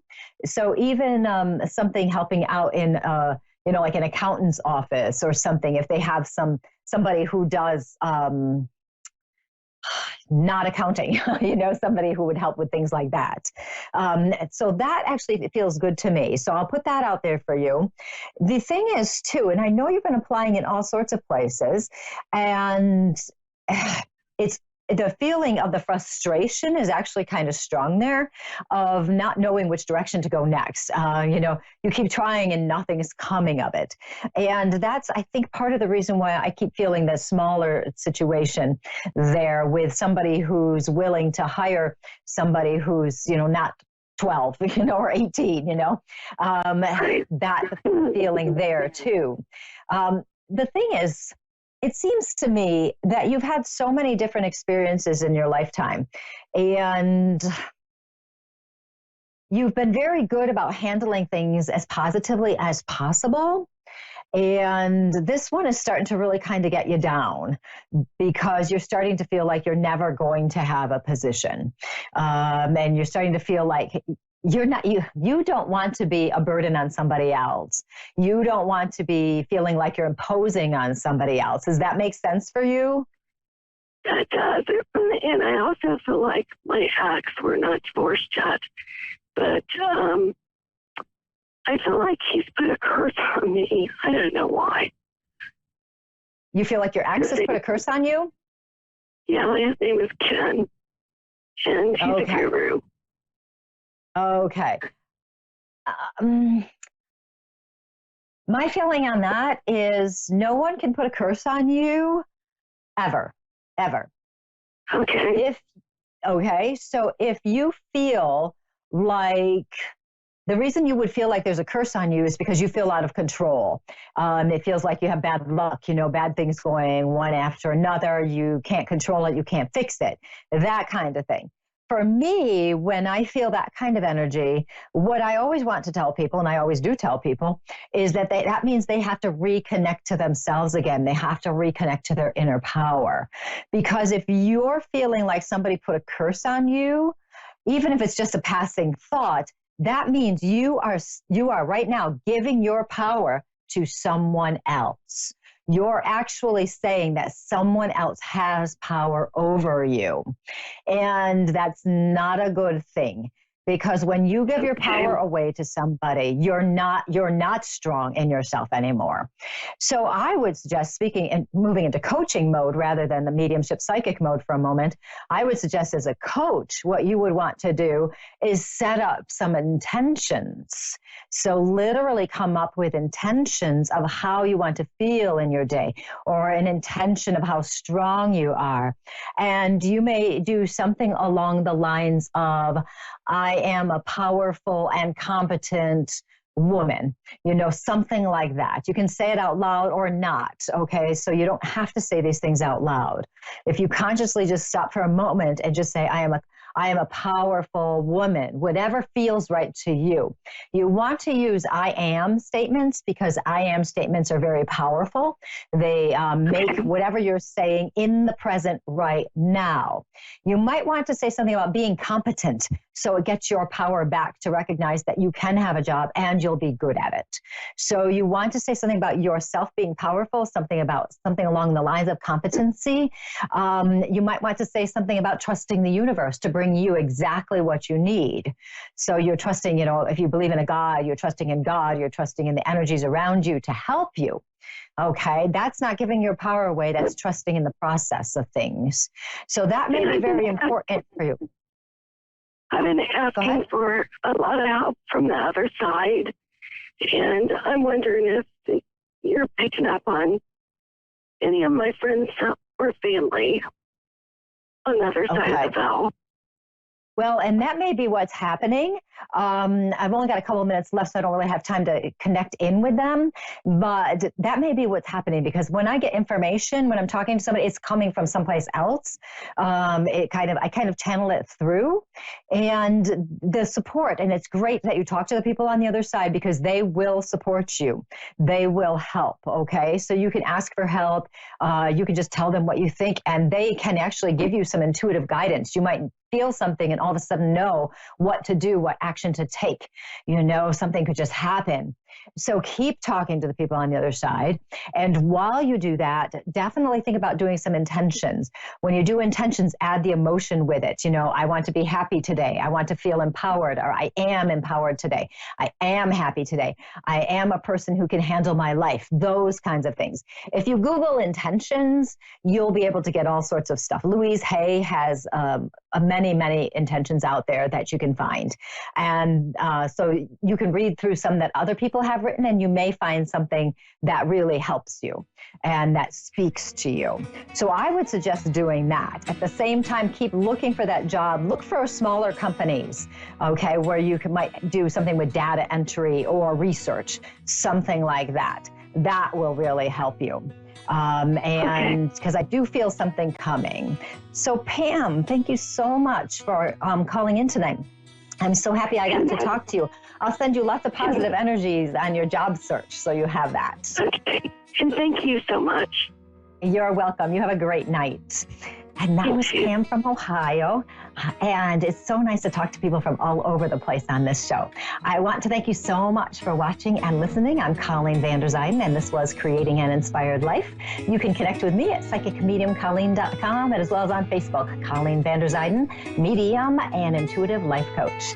You guys have a great week, and I will talk to you next week. Goodbye.